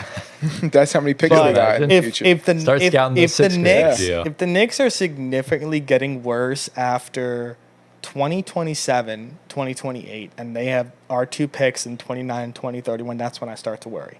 Okay. But right now, the picks that they have next year and 2027, I'm not worrying about. I mean, all They'll I'm saying, be fine. The two most recent picks that were Knick owned that were not picked by the Knicks were Derek Lively and Jamal Murray. So Yeah, and then also the Nets also just finished off that trade from the KG days where they gave Boston those picks that turned to Jaylen Brown and Jason Tatum. that finished years ago. That finished in like Well, no, 2018. but they were looking back on it now. Those Right. picks for Brown and Tatum that they would have had on their own. Right. But look, even if we don't wind up using those picks, we can flip them to get stars. Because if you have a young core, let's say the Nets do draft Ron Holland tonight, and we have Cooper Flag next year with Cam Thomas and Noah Clowney, brother. That's barring you win a lottery next year. Right. But remember, the NBA likes to do things with the lottery. And would you rather give Cooper Flag to us? Or the Pistons. Or the Pistons or the Bulls? No, we're hoping Pistons are better. Chicago. Yeah. They're all good basketball towns. Right. But I think Cooper Flag, Brooklyn would be the most favorable would be destination for Adam Silver. And I think... And for you. And for me, yeah. The Nets have... I don't think the Nets have picked number 1 either ever or for a very long time. Oh, they got to give it to us. The last time we picked in the lottery was when we chose Derek Favors. Yeah. They got to give it to us. And the one thing that Sean Marks has always done well is drafting.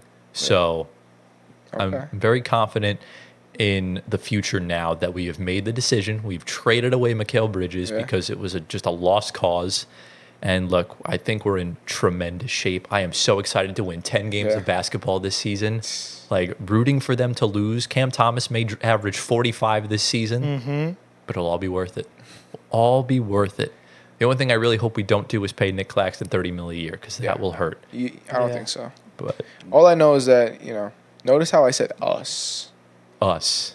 I might be becoming a Nets fan. Who knows? Ooh. No. Yes. You're wearing fucking orange. Yes. No. I'm repping the orange for now. You're staying on. now. You're In staying. 2027, I might just join the Nets. No. Bro, when Russell Westbrook wins the 2030 NBA Finals as a Nets assistant coach, You know what I Yeah. saw? If they need a point guard and Schroeder and they move everyone and they need a vet, they might bring in Russ to fill that spot. You saw that? Russ is definitely contending. Like, he's No. not joining us. No, I'm just saying if he wants to just go at Brooklyn. I actually That'd be do cool. hope we keep Schroeder around. Schroeder's nice. I like. I adore Dennis Schroeder. Yeah. He definitely loves it here. We're gonna close. Who won this trade? Right now, who won this trade? If you had to pick, I know who I'm picking. I know who I'm picking as well. Oh, Who won this trade? the Nets won. I think it's easy to say that the Nets won this trade, but it really depends on who you are. Like, if you're the Knicks, you obviously We have to wanna look think back that. and see how Mikal performs. Yeah, I think right now, the Nets won. absolutely. Yeah, they got all No the The picks. Nets doubt. won. But it's also like, what if they go out and they draft horribly, right? That's a possibility. Right. Well, And then what if that's- the Knicks win the championship? Keep in mind too. Well, that's this we have to see how Mikal plays this year. Exactly. We'll go back Right. We'll be talking the same time next year how Mikal performed playoffs, regular season, how they did with our picks, and we'll see. But right now the Nets got half a year's of first round picks. Oh yeah, yeah, and I think Half of 10 years, half a decade. well, remember we also have other picks as well, right. as well as our That's own. just some of them. Yeah. But I think too, it's like we're in such a uber talented, like just basketball world now, where it's not like when we tried to tank for John Wall, he was the only good option. So there's even if we don't get Cooper flagged, there's so many good prospects that are just like flying around everywhere. Oh, yeah. My boss is calling me. I don't But know you if I should want take Cooper, though. Yeah, I don't know if I should take the call or not. Should I? We're about to end the segment anyways. Yeah, let me just take the call real quick. I'll Take put a the cut call. in. So Yeah. hold on. All right, sorry about that. You just got to take some calls sometimes. But while we were in the midst of that, Antoine's got more news. I'm assuming it's either about the draft or about Isaiah Hartenstein. But my friend, what do you have for us? We have a Shams bomb. Ooh, I don't like that. It is a Nick Claxton bomb. Oh, Oh God, shoot, no. he's re-signing. I'm just predicting. Nick Claxton is nearing a 4-year, $100 million deal to return to the Brooklyn Nets It's not bad. $25 million? not with bad. $96 million guaranteed. $25 million for a guy that's never averaged more than 5 rebounds in the playoffs with Kevin Well- Durant and Kyrie Irving. Being the center, the starting center, shooting 35% from the free throw line in the playoffs. Oof. Oh my God. He's gotten better since then. Jesus almighty. So Shams has gotten in on tonight, but has dropped a different bomb. I'm dropping my It is tweet 25 right now. mil. He's getting 96 million guaranteed. Yeah, Woj just tweeted it. Oh my God. Wowzers. That's all I gotta say. I think he deserves it though. Whether or not he's on. If I'm getting it being from the honest, Nets they or another team, They he had to deserves it. do that to look somehow competitive next year. Because if they're just running out a lineup of Cam Thomas with 4 bench guys, they're gonna That's true. get into some serious issues You're right. from the teams saying this team is tanking. You're right. The Spurs did. You're right. Good God, man. So they have to have somewhat of a decent lineup, and Claxton they had to bring back because they had the bird rights on him. that is a nasty overpay. Holy shit. 4-year, 25. I What do you think he deserved? God, I wouldn't go over 16. That's me being 16. generous. I mean, he also had a very pathetic season last year. So, because I used to be a Claxton believer, but I lost all hope in the guy. So, but hey, if he wants to just collect his money, if we meet the salary floor because of it, I guess it's fine. Did we sign the worst contract in NBA history? Absolutely. Okay. But it is what it is. That's an exaggeration. He does not deserve anywhere near this money. absolutely pitiful. This was the Nets' move to just look somewhat competitive. Well, no, it's not even to look competitive. It's just so we don't lose him for nothing. That's the only reason why. Unless they sign and trade like Claxton. him. No, there's no sign and trade. You could have signed and trade, but it would have had to happen over the weekend because you can't do those until June 30th. I will say I do think Hartenstein gets less than 25. He's not getting. Oh, for sure. He's not getting. If he's taking a he's team staying friendly deal with with the the Knicks. If Knicks, he's taking with the then Knicks, he's yes. getting 17, 18 million. But I'm sure I'll get the same contract offer from OKC. But yeah, what were we on? What were we talking about before? We just talked about who won the trade. Right. Yeah. No, the Nets clearly won this trade. Yeah. Like there's the NBA is so talented now that draft capital and everything. There's almost like there's no room for. There's like plenty of room for error, honestly. So even if you don't get Cooper Flag, next year's draft and 2026's draft are loaded. So, and look, even if the Knicks win a championship, if the Nets wind up doing the same thing later on, worth it. It's worth it. For sure. So, I mean, I still think the Knicks were boneheaded to begin with for doing all of this for a non-All-Star. And especially based on the way he played last year, I think he'll duplicate that again, maybe No be way. a little bit better. Yeah. No, He'll be better. They're bagging on. I guess this team. When you're this around better team players, you're going to chemistry. be better. Yeah, I don't know. We'll have to see. I think they're banking on the team chemistry they saw. They're with- also banking on health. and health. Yeah. I think that's also why the move to bring in Casey Smith from Dallas was so important. I mean, he was around with Porzingis, so I don't really look too much into that. Well, if you're bringing in a guy that's helped, I guess, with Luka, Kyrie. Luka gets hurt every year. Well, I mean, but look at how he's performing. Look I mean, at how Kyrie's if- performing. It wasn't great in the finals. Well, they made it to the finals. No, but if he didn't get banged up, maybe they win. That's what I'm saying. Yeah. And Luka did they were calling out Luka's fitness. So Luka's got to get leaner. yeah, but Something we said. maybe Casey Smith should have done his job better. Well, who's to say that, but you're bringing in someone that's going to help out with our problems with our injuries. Because clearly, I guess our staff is not doing its job. Look, with- outside of Mikal Bridges, everyone Everyone. else on that roster is injury prone. So I don't think We shall Jalen see. Brunson is. he broke his hand, and That was a also freak accident. That was well, a freak accident. But he's been hurt throughout his career. And Josh Hart and Mikal. Okay, if Josh they're- Hart doesn't get injured very if- much, but The only one that gets injured incrementally is Randall. Randall, OG. OG, Mitchell Robinson, Yeah, that's about it. Mitch. But I'm hoping Mitch isn't back. Dante's That's had his someone- fair share of injuries over the years. That's someone. He's tough, though. Yeah, but he did miss that entire Bucks playoff run. Like I said, you need everybody to be healthy. There needs to be no injuries on that team to contend Yeah. in the playoffs regular That season. goes for every team. not I just the hope Knicks. Tibbs doesn't run McCown into the ground. He won't. Playing There's depth playing there. the full season for 4 or 5 years in a row. There's You depth. know he will. There's depth now, though. You got OG, Josh Hart, Devo, Mikal. They all play the same sort of position, so they'll be all right. Yeah, I hope.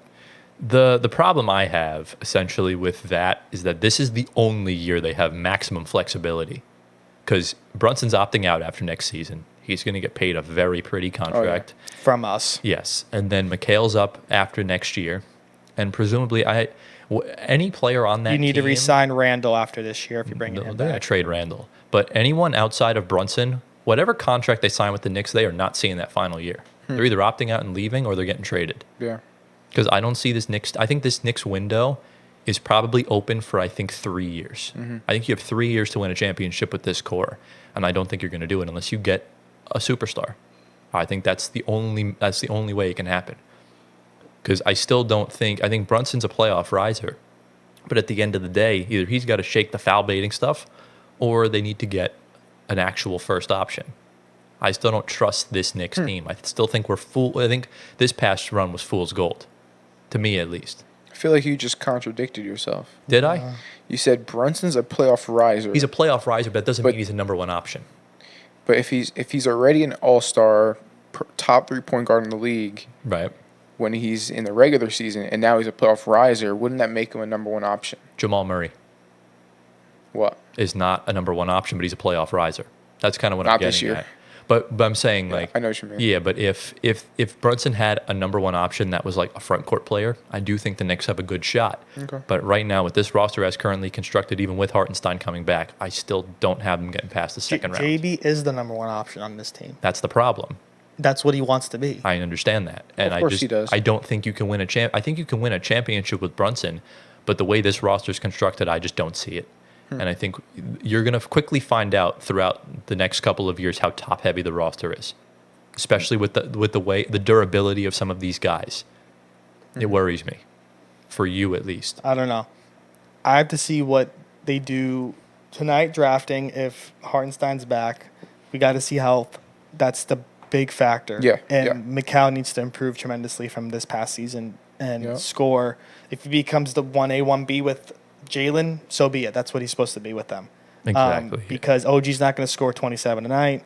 Randall's probably going to be that third option. Hartenstein's going to be the rebounder. Your bench is going to give Devo, Hart, But Mikal your 1B. That's what they got him in for. Yeah, I don't know. No, he's your 2. But yeah. Mikal's going to be the third option if Randall's still there. True. Or I think because like I think Randall goes to 3. They need one front court option, bro. I don't not know. a chance. I don't know if Randall stays at 2. Yeah, he has to. Randall's your second best scorer. He's really your best scorer because he can do more than Brunson. Brunson's just a better player. But I don't know. I really don't know. I think the Knicks really need to get the Knicks need to get a perennial all-star using Randall's contract. They have to. Yeah, we'll see. If they move him for Hart, if they bring Hartenstein, or if they bring in someone else, yeah, we'll have to see. Yeah, because I don't think Hartenstein really moves the needle that much either. No, it's just the guys that you want to keep that core together. Well, you have to. You have no choice. But there's no extra. Championship teams nowadays are either so complete with a superstar or they have multiple all-stars and elite role players. You guys have the one all-star, but you have the elite role players. It's just they're good on one end, but not on the other end. Like OG is going to hurt you offensively. I don't think so. We saw it during the season because the Knicks had so much production from everyone else that you didn't see OG's issues offensively, but you really did. And when you're losing a game, OG's not going to be the one to save you offensively. He's only elite. He doesn't need to be. No, but he needs to be. If he's making $42 million a year to do bring the money one into thing, the picture, but based on the players on the team, I don't think he needs to be that guy that saves you on offense. I mean, if he's your highest paid player, he's going to have to. Which is crazy to say. Exactly. He has to put in his 3-point shooting. He's got to drive, but he can't look like he did when he came back for that last game where he was just he was hurt. He couldn't walk. He was a shell of himself. It was like us with Harden. Couldn't walk. We can't play him like that. I don't know why they did that. He needs to be fully healthy. And he had his first 2 threes. He was 2 for 2, and he was playing on half a leg. I mean, he was shooting 40 from 3 when he came. Knicks started off 10-0 when he came, 9-1, I think. I think if the East was fully healthy last year, I don't think the Knicks get the 2 seed, and I definitely don't think they get out of the first round if they're playing Philadelphia. So I need the Knicks to prove to me that they actually are as legit as they were last year. I'm not saying they're a bad team, but I mean they would have gotten rinsed by whoever came out of the West. No, that Philly series scared me watching it because they could have been out of that series in 7 games or even 6 games if we're including the games where the refs messed up as well. Exactly. Yeah, and that's kind of where I'm going. Embiid was playing with one leg. Yeah, it scared me. That series, I thought they were going to be out. Yeah, right now, I do think the Knicks can still claim a top 2 seed in the East because the East is not very good. But look, I still think Boston beats you. I think Indiana beats you again. And depending on health, I think Milwaukee probably still beats you. Yeah, I see Milwaukee and Boston. Indy, I'm not a believer. Indy's a dogfight. I think, bro, it's a dogfight. I think Indy might make the finals next year. No, they need to add more. I think they very well could. I think they are going to add more. They need to add more. Okay, they're going to add more.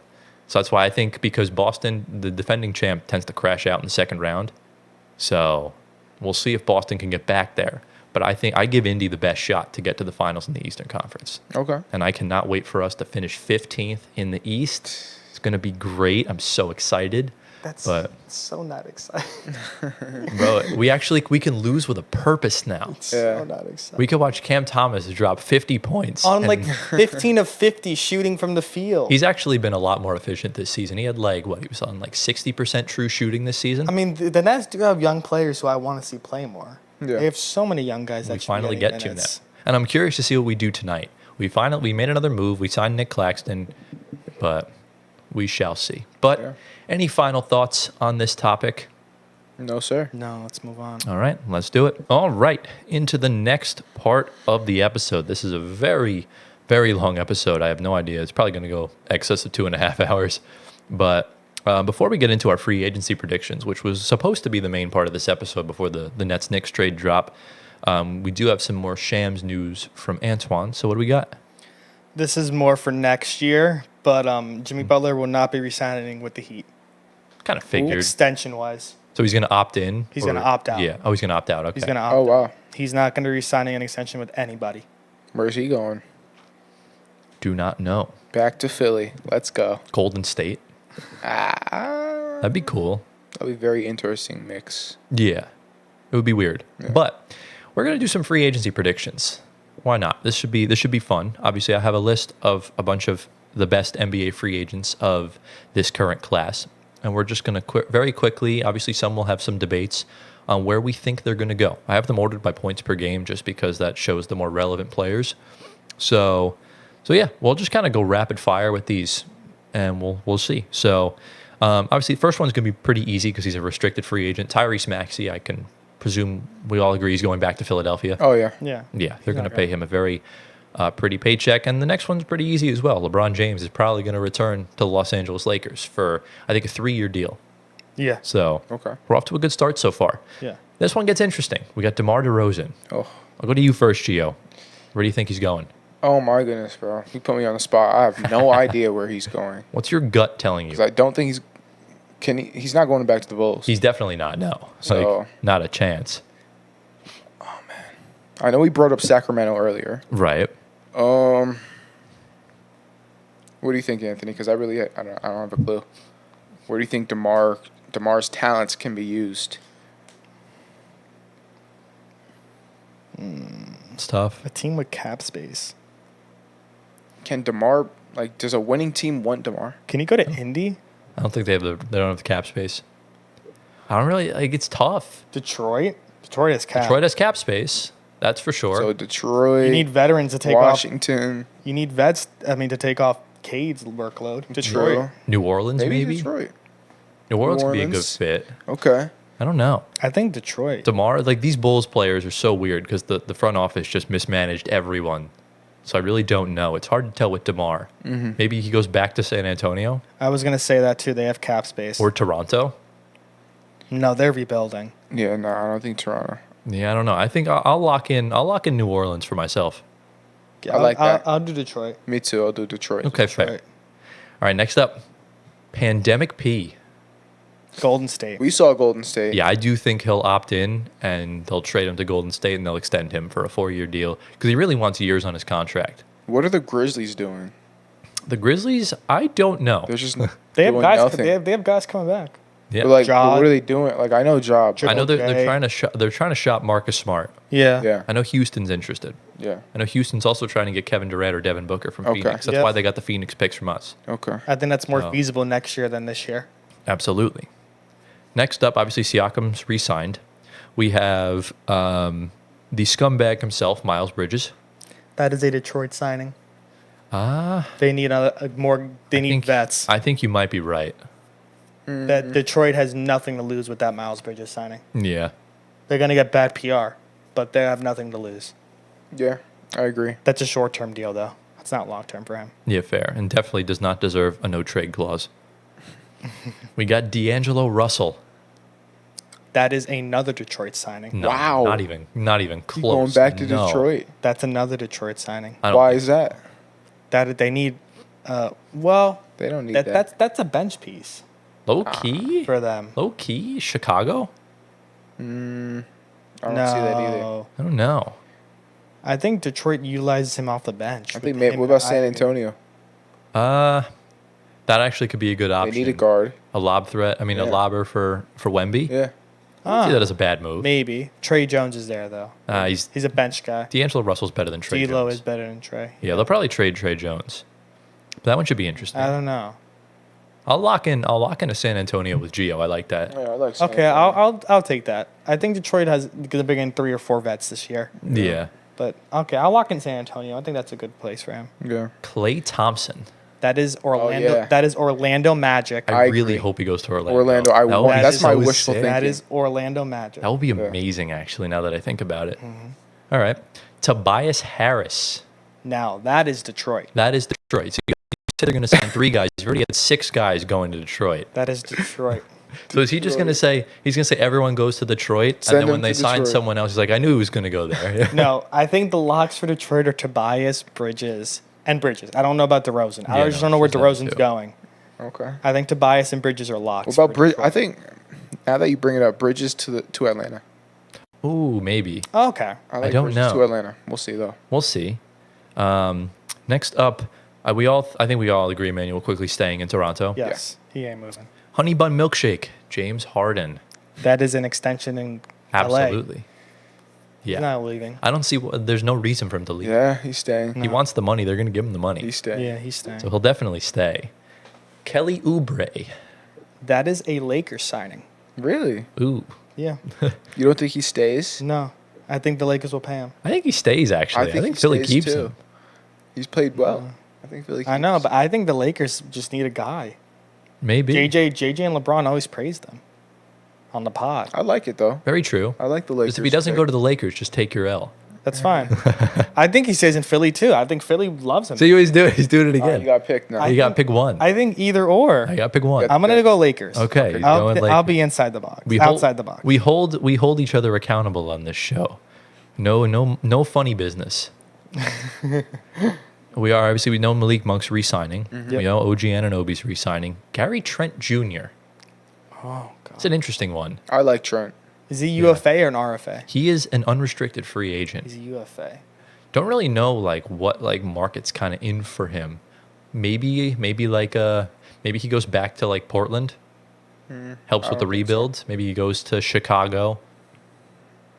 It's tough because I could see OKC. these guys are gonna have to take some pay cuts. Maybe he goes to Houston, reunites with Fred VanVleet. Maybe he goes to the Mavericks.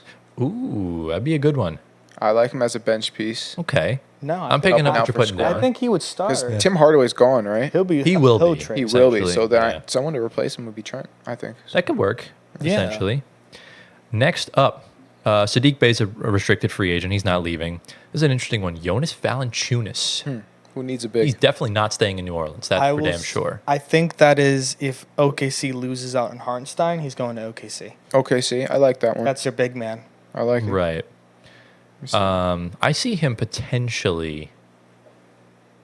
I don't know why. I just see him going to the Clippers. Because Tice is Clippers have a gone. bunch. Tice is gone. Tice is yeah. gone. He's gone. Zubac. Zubats Still will there. still start, but I think Valanciunas low key could come off the bench, but I don't know. No. Could I happen. don't. It could. Maybe. I don't know. We've seen crazier things. Maybe he goes to. Yeah. I think Maybe. Magic. Yeah, maybe he goes to Milwaukee if they move off of Brooke Lopez. True. Yeah. Could also work. I think Magic though, because they need a big. Right. Very true. So does Wendell Carter's not gonna OKC. cut it. Yeah. I think they both need bigs. Yeah. What else we got? I think Javante Green stays with Chicago. I think Buddy Hield stays with Philadelphia.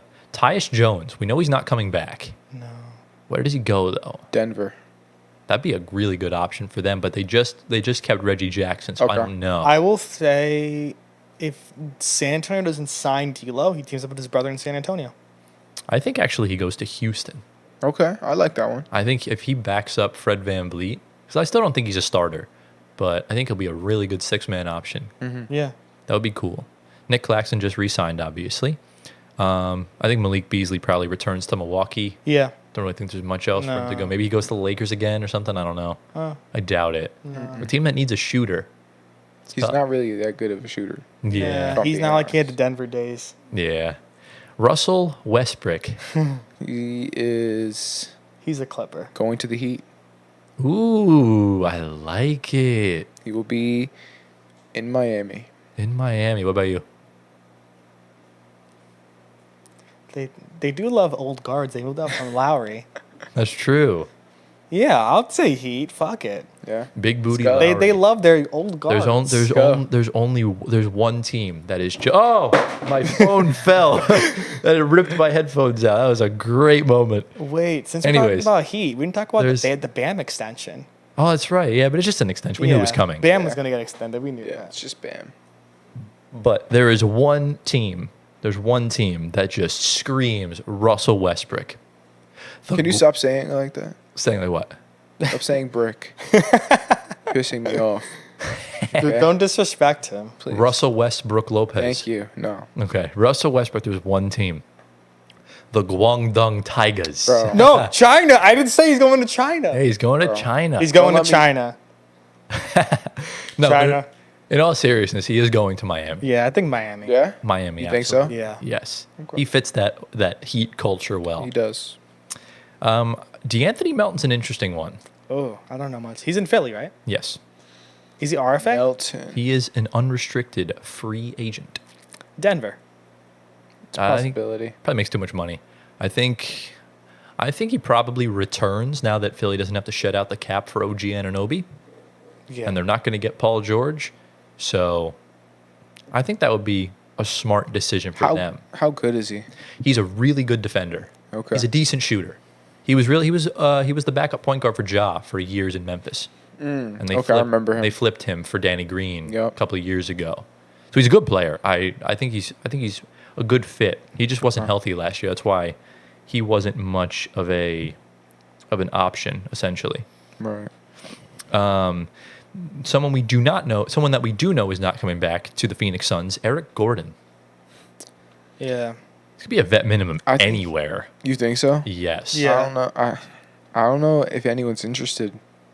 He was their best Eric shooter, Gordon. aside from Grayson Allen, but he was good for them. Okay. I don't know. I don't know who could potentially want Eric Gordon, though. That's kind of the I thing. wouldn't want him. I don't know. That's just me. I feel like there's a bunch of other guys that are younger that shoot around the same Right. that you can have besides Eric I'm Gordon. trying to think maybe if he goes to like a Cleveland, maybe. Yeah. I think Cleveland could Possibly. use some shooters. Yeah. Milwaukee. Or like Toronto. Could be, yeah. Toronto, they're rebuilding. He's going to Rebuilding. contend right now. He's ring chasing. I would say the Knicks, but they have no money left. Yeah, that is very true. Oh, I just jumped pages on me. Hang on. All right, next up, Luke Kennard's going to get traded, so that won't matter. Bruce Brown's going to get traded probably too. He opted in. Are there any other like really good other players? Kentavious Caldwell-Pope is up for some big money. That is Does Denver shed out the money for him, or does he go elsewhere? that is a Philly Yeah, I think Philly. contract. I think he stays. Yeah? You I think he Denver pays him? stays. Yes, they Wow. have to. Why? If they lose him, it's like the Drew Holiday thing. KCP was that he was the signing before the Derek White signing. So if in. KCP goes to Philly, is Philly winning the chip next year? Still no, because Embiid is a loser in the playoffs. Yikes. So That's my MVP. that's why I think he'll win MVP because he's a regular season merchant. It's kind of how it Is is. that your MVP Yeah. next year? Yeah. Yeah. He'll probably win it. I think he will. What if he rises in the playoffs? I'll see a pig fly past my window. The only reason why Jokic has a chip is because of Kentavious Caldwell-Pope. Yeah, he was huge for them. So I do think he stays. Yeah. I think he probably sounds like a 4-year deal. Yeah. Caleb Martin.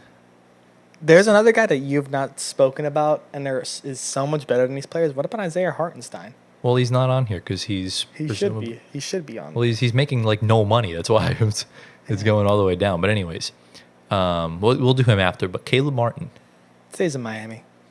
no, I don't think so. I like him. I think he gets a bag somewhere. A bag. I think so too. Yeah, For himself. He You know looks like what, a nice, actually? decent Louis Vuitton. maybe he doesn't, and he goes to Boston. Nah. No way. Maybe he signs like a cheap deal with the Celtics. You think they even want him? I think so. They're already super deep. They are, but O'Shea Brissett opted out, so they do have a couple million open. Okay. After this, I have news. Okay.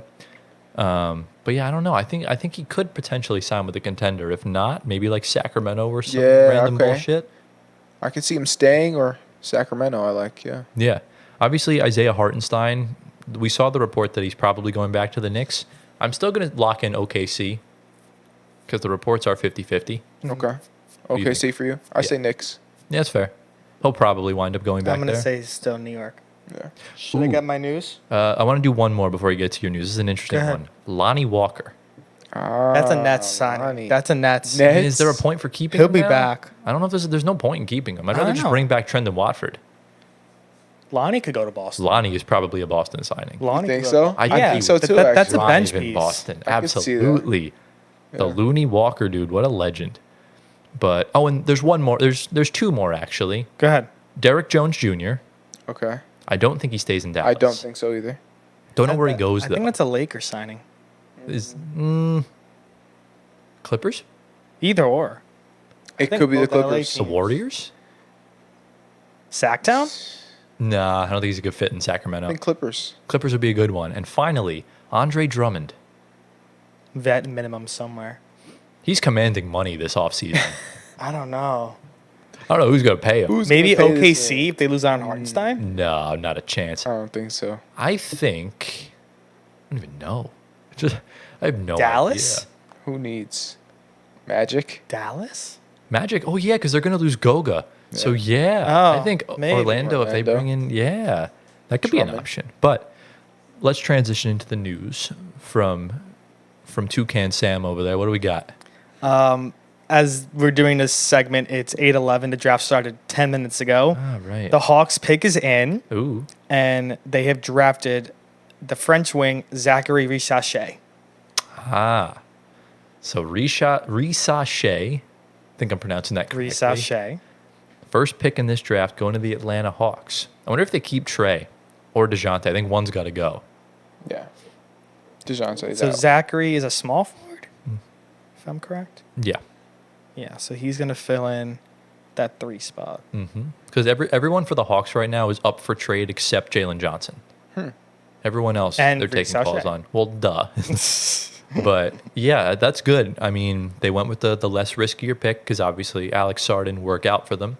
His agency, I mean, he personally doesn't care where he goes, but his agency did. Not sure why. But I guess Washington's going to be the place unless Washington decides to draft Donovan Clingan. So we'll see what happens with Alex Sarr. But yeah, no, congrats to Atlanta. First number 1 pick ever in franchise history. Congrats also to former Knicks legend Landry Fields, who's the GM in Atlanta. Oh, wow. Yeah. Love know. Landry. Congrats I to think- Landry I think Fields he for going made- to an actual, properly run franchise. No, he should have stayed in New York, but it's okay. Why would he stay? Why would he go to a team that traded 6 first-round picks for a mid player? Because he loves friendship. Okay, And he loved Villanova. we're gonna be busting each other's balls all season about this What trade. if we all went to Villanova instead of FDU? Could you imagine that? And we witnessed those championships. I mean, I couldn't imagine that. Couldn't imagine me going to Villanova. You never know. Yep, Risache is number 1. So that's cool. I'm hoping we see some picks later on. so does that mean Capella stays? No, they're obviously trading him. Why would they keep him? I don't He's just know. hogging up cap space. Yeah. He'll probably go along with DeJounte or Trey. They'll probably tie him into a deal, and they'll probably just kind of function in that regard. But as for free agency, any other final thoughts? Any other last-second predictions or wishes or anything of that nature? No. No? No, sir. No, sir.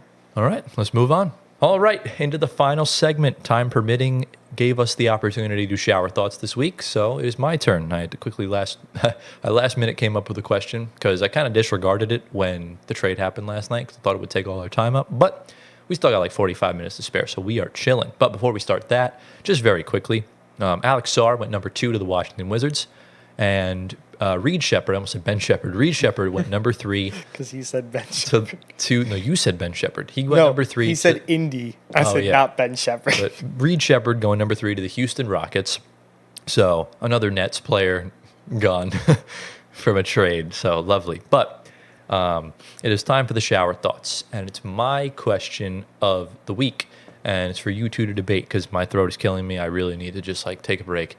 So I kind of want to let y'all cook up for a while. Take as much time as you want. My question is necessarily geared towards free agency and sort of contracts and everything like that. We're in a new era of player empowerment. Players have a lot more freedom to kind of do what they want and meet their demands, and kind of everything we've seen when it comes to requesting trades and contract discussions and agencies and whatnot. There's a lot of implications for everything. The first thing I want to know, because I'll have a follow-up question kind of halfway into this segment, but first thing I want to know is, do you support player empowerment, or do you side with more of the team kind of taking charge? And what are the pros and cons of player empowerment to you? So whichever one of you wants to start, feel free. You want to go? Yeah, sure, ahead. I'll go. Go ahead. I think it's interesting because I feel like the whole player empowerment movement, its origins began with Jordan. I think it began way back then, but it gradually got more and more, Right. you know, player central. You know what I mean? But it started with Jordan, and that's because David Stern wanted to make the league centered around one player rather than the teams of the NBA. He wanted to center around a superstar. So to that point, I think, I mean, obviously numbers-wise, it did great for the NBA, right? Because the NBA skyrocketed because of the talent of one super amazing player, right? So in terms of that, it did good for the NBA. Right. But we're starting to see, or we started to see in years past, maybe like the past few years, that player empowerment maybe isn't the best for the NBA, because now you're having a bunch of superstars join together, and maybe now the odds are so heavily favored for one team above another, and it's like, almost predictable, not fun to watch or something like that. So I think we've seen the pros and the cons of the player empowerment movement, so to say, but it's tough. Like, it's hard to find a balance for these types of things, and it's almost impossible to find a balance, because if you choose a direction to go in, you're going to go in that direction until you hit a wall, and then you're going to swing back in the other direction. So you're always you're never going to fully stay in that balance. You're always going to be either here or there, because you're always going in a direction. Do you know what I'm saying? Exactly, yeah. You're never going to be stagnant, is what I'm trying to say. So you're either going all out towards player empowerment or all out towards team and whatever, like, front office empowerment, right? Yeah. So you're always going to go in a certain direction. And that being said, I'll just let the NBA go with its flow. That's what I'll say. Okay. You know what? That was a very good answer. Very deep, very thoughtful, very incisive. Yeah. So it's good. Yeah. I applaud you. You have a good basketball mind. Thanks, man. Except you do like Russell Westbrook. So let's see what Antoine thinks. Yeah. I think I'm gonna first Spurs have selected their pick at 4. Yep. They have found their point guard. It is Stephon Castle. Ah, right. So he's gonna be running the point. Yeah, no need to take with Klingon. them. So Klingon fell to 5 after we clowned Antoine for saying he would fall below 3. I said he was gonna fall. Yeah. All right. That's fair. So no Rob Dillingham. I'm sorry for San Antonio. It's all right. For now. Oh, okay.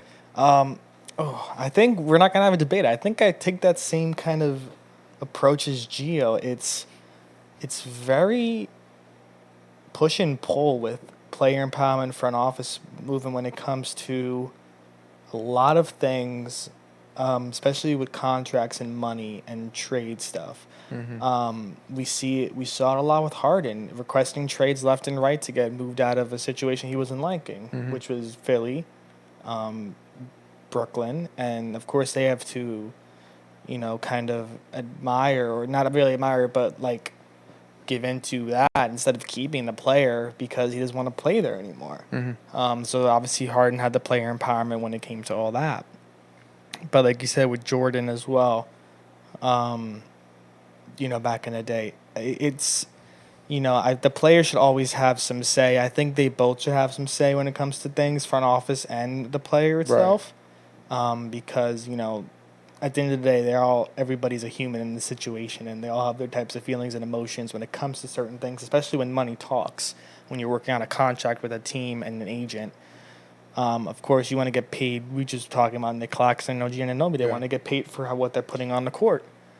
Some are going to make less than others. Some are going to make more than others. That's how they play. That's how, what your value is. What your value is as a player, that's what it is.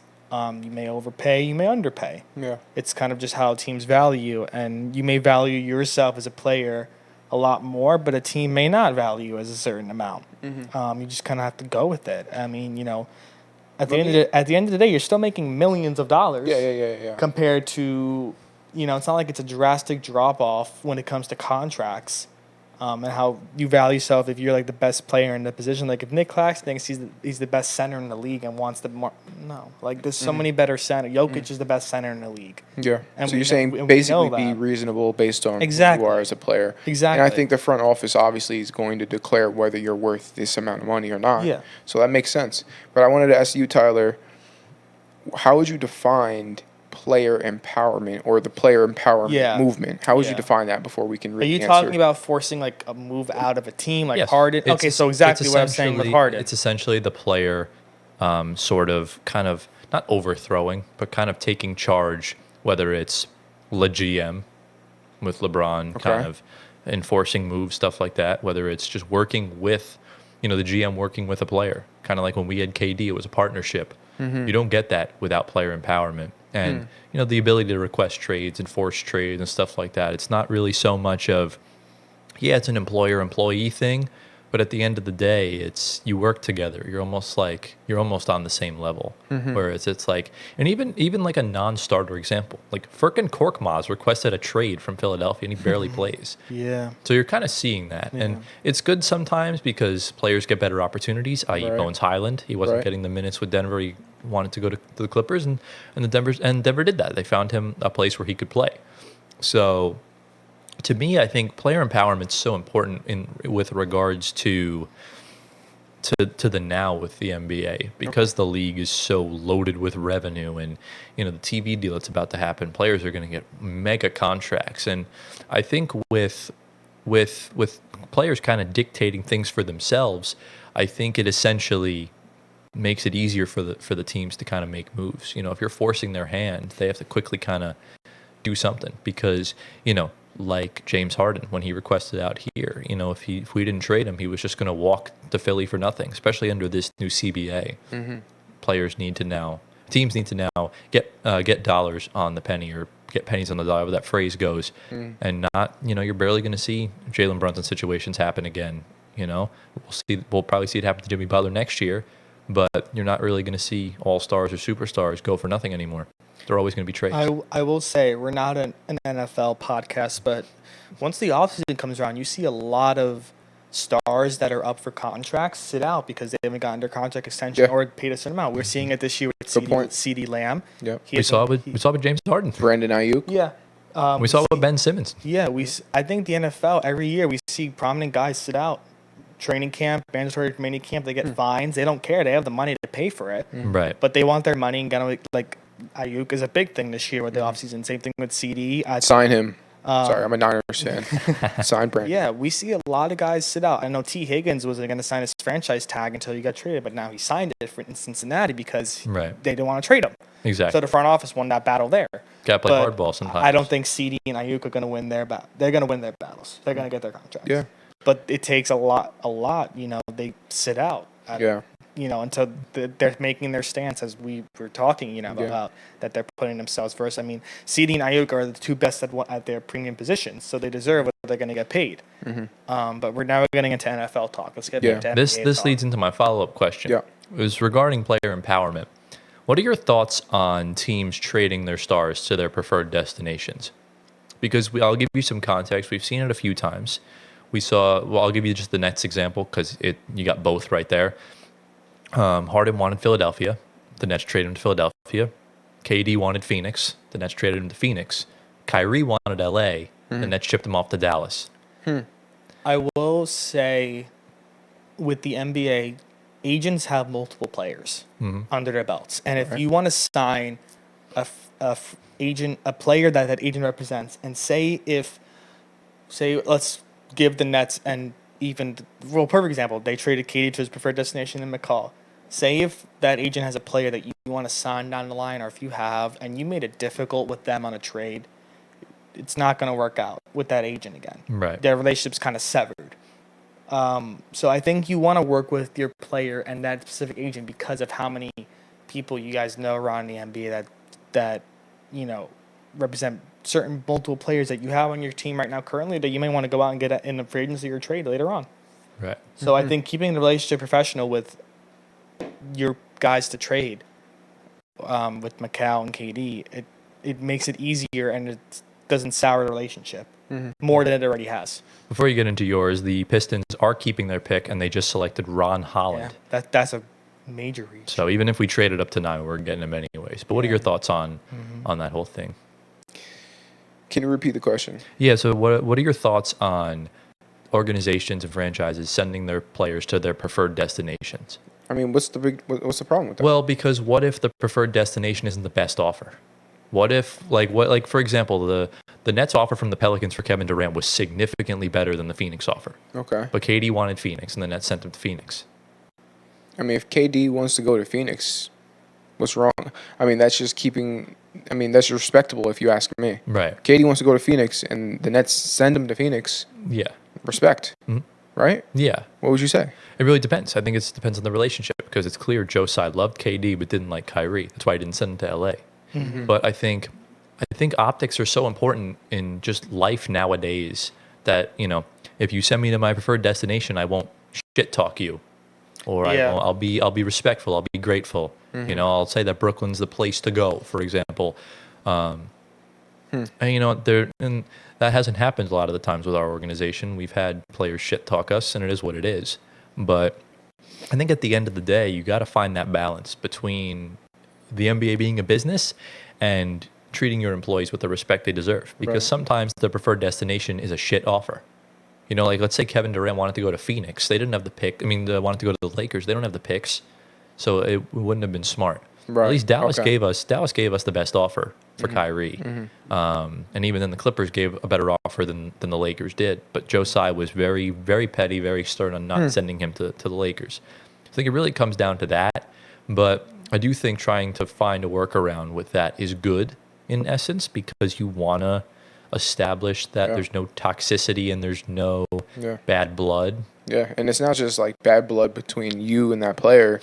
It's gonna have an effect on every player in the league. Now everyone's gonna be like, "Yo, this guy's a bad reputation. Yeah, I don't want to go there." Yes, you know what I mean. So I'm sure Mikal Bridges will be very courteous and everything of the Nets. Yeah, and down the line that could really help. Like if De'Aaron Fox doesn't stay in Sacramento, Mikal Bridges could put a good word in, for example, or just knowing that all the good the Nets have done by Mikal Bridges because they really did. Yeah, I don't think you want to, when you're doing your job as a GM or whatever, front office, whatever it is, you don't want to base your whole job around people liking you. Like that shouldn't be your main goal. Your main goal should be winning, of course, but it doesn't hurt when people like you.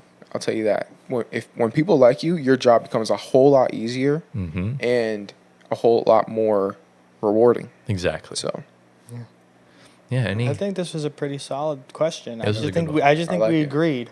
I just saw Memphis is trading up from pick 9 to 6. Time for Donovan and Clingan, is baby. Selecting Donovan Clingan. Yep. Wow. We knew that would happen. So that's why. As you said, what is Memphis doing? That's what they're doing. Go. Okay. Well, because I think they were gonna. If Clingan had gone 3, What position is he? He's center. a center. He's like 7'2". Big body center next to Triple J. Here's what I think happened. I think they were talking with Brooklyn as a sign and trade for Claxton, and I think they knew that he wasn't going top 3, and I think once he was available past the top 5, because San Antonio doesn't need him obviously, and the Pistons don't need him because they have Duren, that they let Claxton go. And this was perfect. Okay. Absolutely good. beautiful deal for Memphis. Good That job. is phenomenal. Good Memphis is going to be a sneaky good. Who are they? next year. Who are they getting back? I think it's a Who even had the pick? pick 6. Yeah, I'm assuming this was a Shams thing. Very good question. Yeah, we're finding out all about this as we record, guys. So bear with us. Let me look at the draft order real quick. Yeah, it's not a Shams thing. Memphis. Pick 6 is Charlotte. Okay. Oh, they just swapped picks. So Charlotte will get the 9th overall pick. They clearly don't need Who's Donovan their big Clingan. man? They have Mark Williams. Yeah, he's going to be amazing. So Mark Williams, yes. yeah, absolutely. So yeah, Memphis sneaky. The Grizzlies, sneaky the good Grizzlies team. were one of the teams looking to trade up. The Nets are the other one. We'll see what they do. But as for shower thoughts, any final thoughts, words, comments, concerns? No, Nope. I think this is one where me and him actually agreed on Yeah. on a shower thought. Eventually, we'll get a disagreement. Yeah, but the player empowerment's very very tricky. It's Yeah. go either way. Yeah. That's what I was, with agreeing with what you were saying. Yeah, I definitely think you, Gio, asked the best debate style questions. Yeah. Because we disagreed on the last one you did. I'm trying to make you guys disagree. Yeah, I'm just trying to stump y'all. Yeah. Essentially. You definitely stumped me at first. That's the question I never thought of with the player empowerment. Yeah. Yeah, just try and catch you off guard, hit you with a 12-6 curveball. Yeah. But next week it will be your turn, Antoine, to come up with shower thoughts for episode 12. And with that, ladies and gentlemen, that brings us to the end of episode number 11 of the Floor Spacer podcast. It still baffles me that we've done 11 of these. That's Double one. Wild. So, Gio. Yeah. You know what time it is. It's that time in the video to choose the word for people to comment. Don't listen to him this time because I've gotten a lot of comments that's saying that you need to pick your own word. Yeah? Yeah. Fine. Don't listen to what I say. Okay. So pick the word for the comment of the week. We'll give it to him next week. Let's see. Let's pick seed. Comment seed in the comments. Like seed, like a plant? Seed, like a plant. Oh, yeah. seed. I think you said C. Yeah, because guess what we're doing right now? We're planting seeds. And we're going to water those seeds and they're going to turn into nice plants. Exactly. All right? Yes. Let's do that. That's what the Nets are doing. That's what with the those Nets picks. are doing. With I those really picks. hope, bro, I'm telling you, by the time I get home, if Dorian Finney-Smith is still in net, I am going to pull my hair out. I don't know why. There's no point in being here. But anyways, let me actually check to see what we are at currently on YouTube. At the time of recording, we are at 1,257 subscribers and 1.05 million channel views. Nice. Low key, not going to lie. I think by the time episode 13 comes out, we should be able to hit 1,300. So let's make a goal. Let's try and get to 1,300 subs. We'll be at 1,300 before episode 13. So you want to make the goal higher? I think 1,300 is fair. No, I think we'll get 43 subs. So do you want to do? Let's stick the goal at 1,300 by the next time we record. So that'll be this weekend. Yeah. So let's try and get to 1,300. If you guys did enjoy the video, make sure to drop a like, subscribe to the channel if you guys are new around here. Obviously, we're trying to grow. We're trying to spread our community far and wide, the whole 9 yards. Hit the notification bell next to the subscribe button. That way you are notified every single time we upload, which we do every day around 4 p.m., 5 p.m., somewhere along those lines. And we have some more news from Antoine before we head out of here. The Hornets are not trading the pick. They're staying at 6. Okay. They're taking Tijani Salon, the other French wing. Okay. So Donovan Clingan falls to 7. Never thought we'd see that happening. But yeah, if you guys I gotta go because I got a dog sit, bro. Yeah. My dog. I will say, wrap it up. Blazers are going to take Clingan at 7. Okay, fair. Ooh, okay. Him and Duop Reith, front court for the ages. Anyways, We'll talk about this next week. yeah, we'll talk about this next week. But if you guys are on Spotify, make sure to follow us on there. Give us a 5-star rating. Answer the poll. I'll come up with something for the poll and all that stuff. If you guys have any good draft ideas and stuff, make sure to let us know down in the comments or on our socials, which you guys should follow at Floor Spacer Pod on Twitter, Instagram, TikTok, YouTube, and at the Floor Spacer Podcast on Spotify. Be sure to follow our personal accounts, which you can see down below right here, including Gio's new Twitter. Get bro to a million Twitter followers. Could you imagine? Could you imagine Gio with a crap ton of followers? That'd be cool. Yeah. But as we reach the final moments of this episode, any final words, thoughts, anything for the viewers? No. All done. Nothing? Nova Knicks. The Nova Knicks. Villanova. I coined Villanova bullshit last night, and everyone loved it. Yo, it's storming Nova outside. Knicks. It really is, though. It's storming, yeah. It's The super windy. thunder is coming. Yeah. Well, yeah. I mean, yeah, Oraman's got something cooking up. But anyway, that was thunder. I hope that comes over the mic. But anyways, we hope you all enjoyed. Thank you all for watching. We love you all endlessly. And as always, we'll see y'all next Wednesday. Let's go.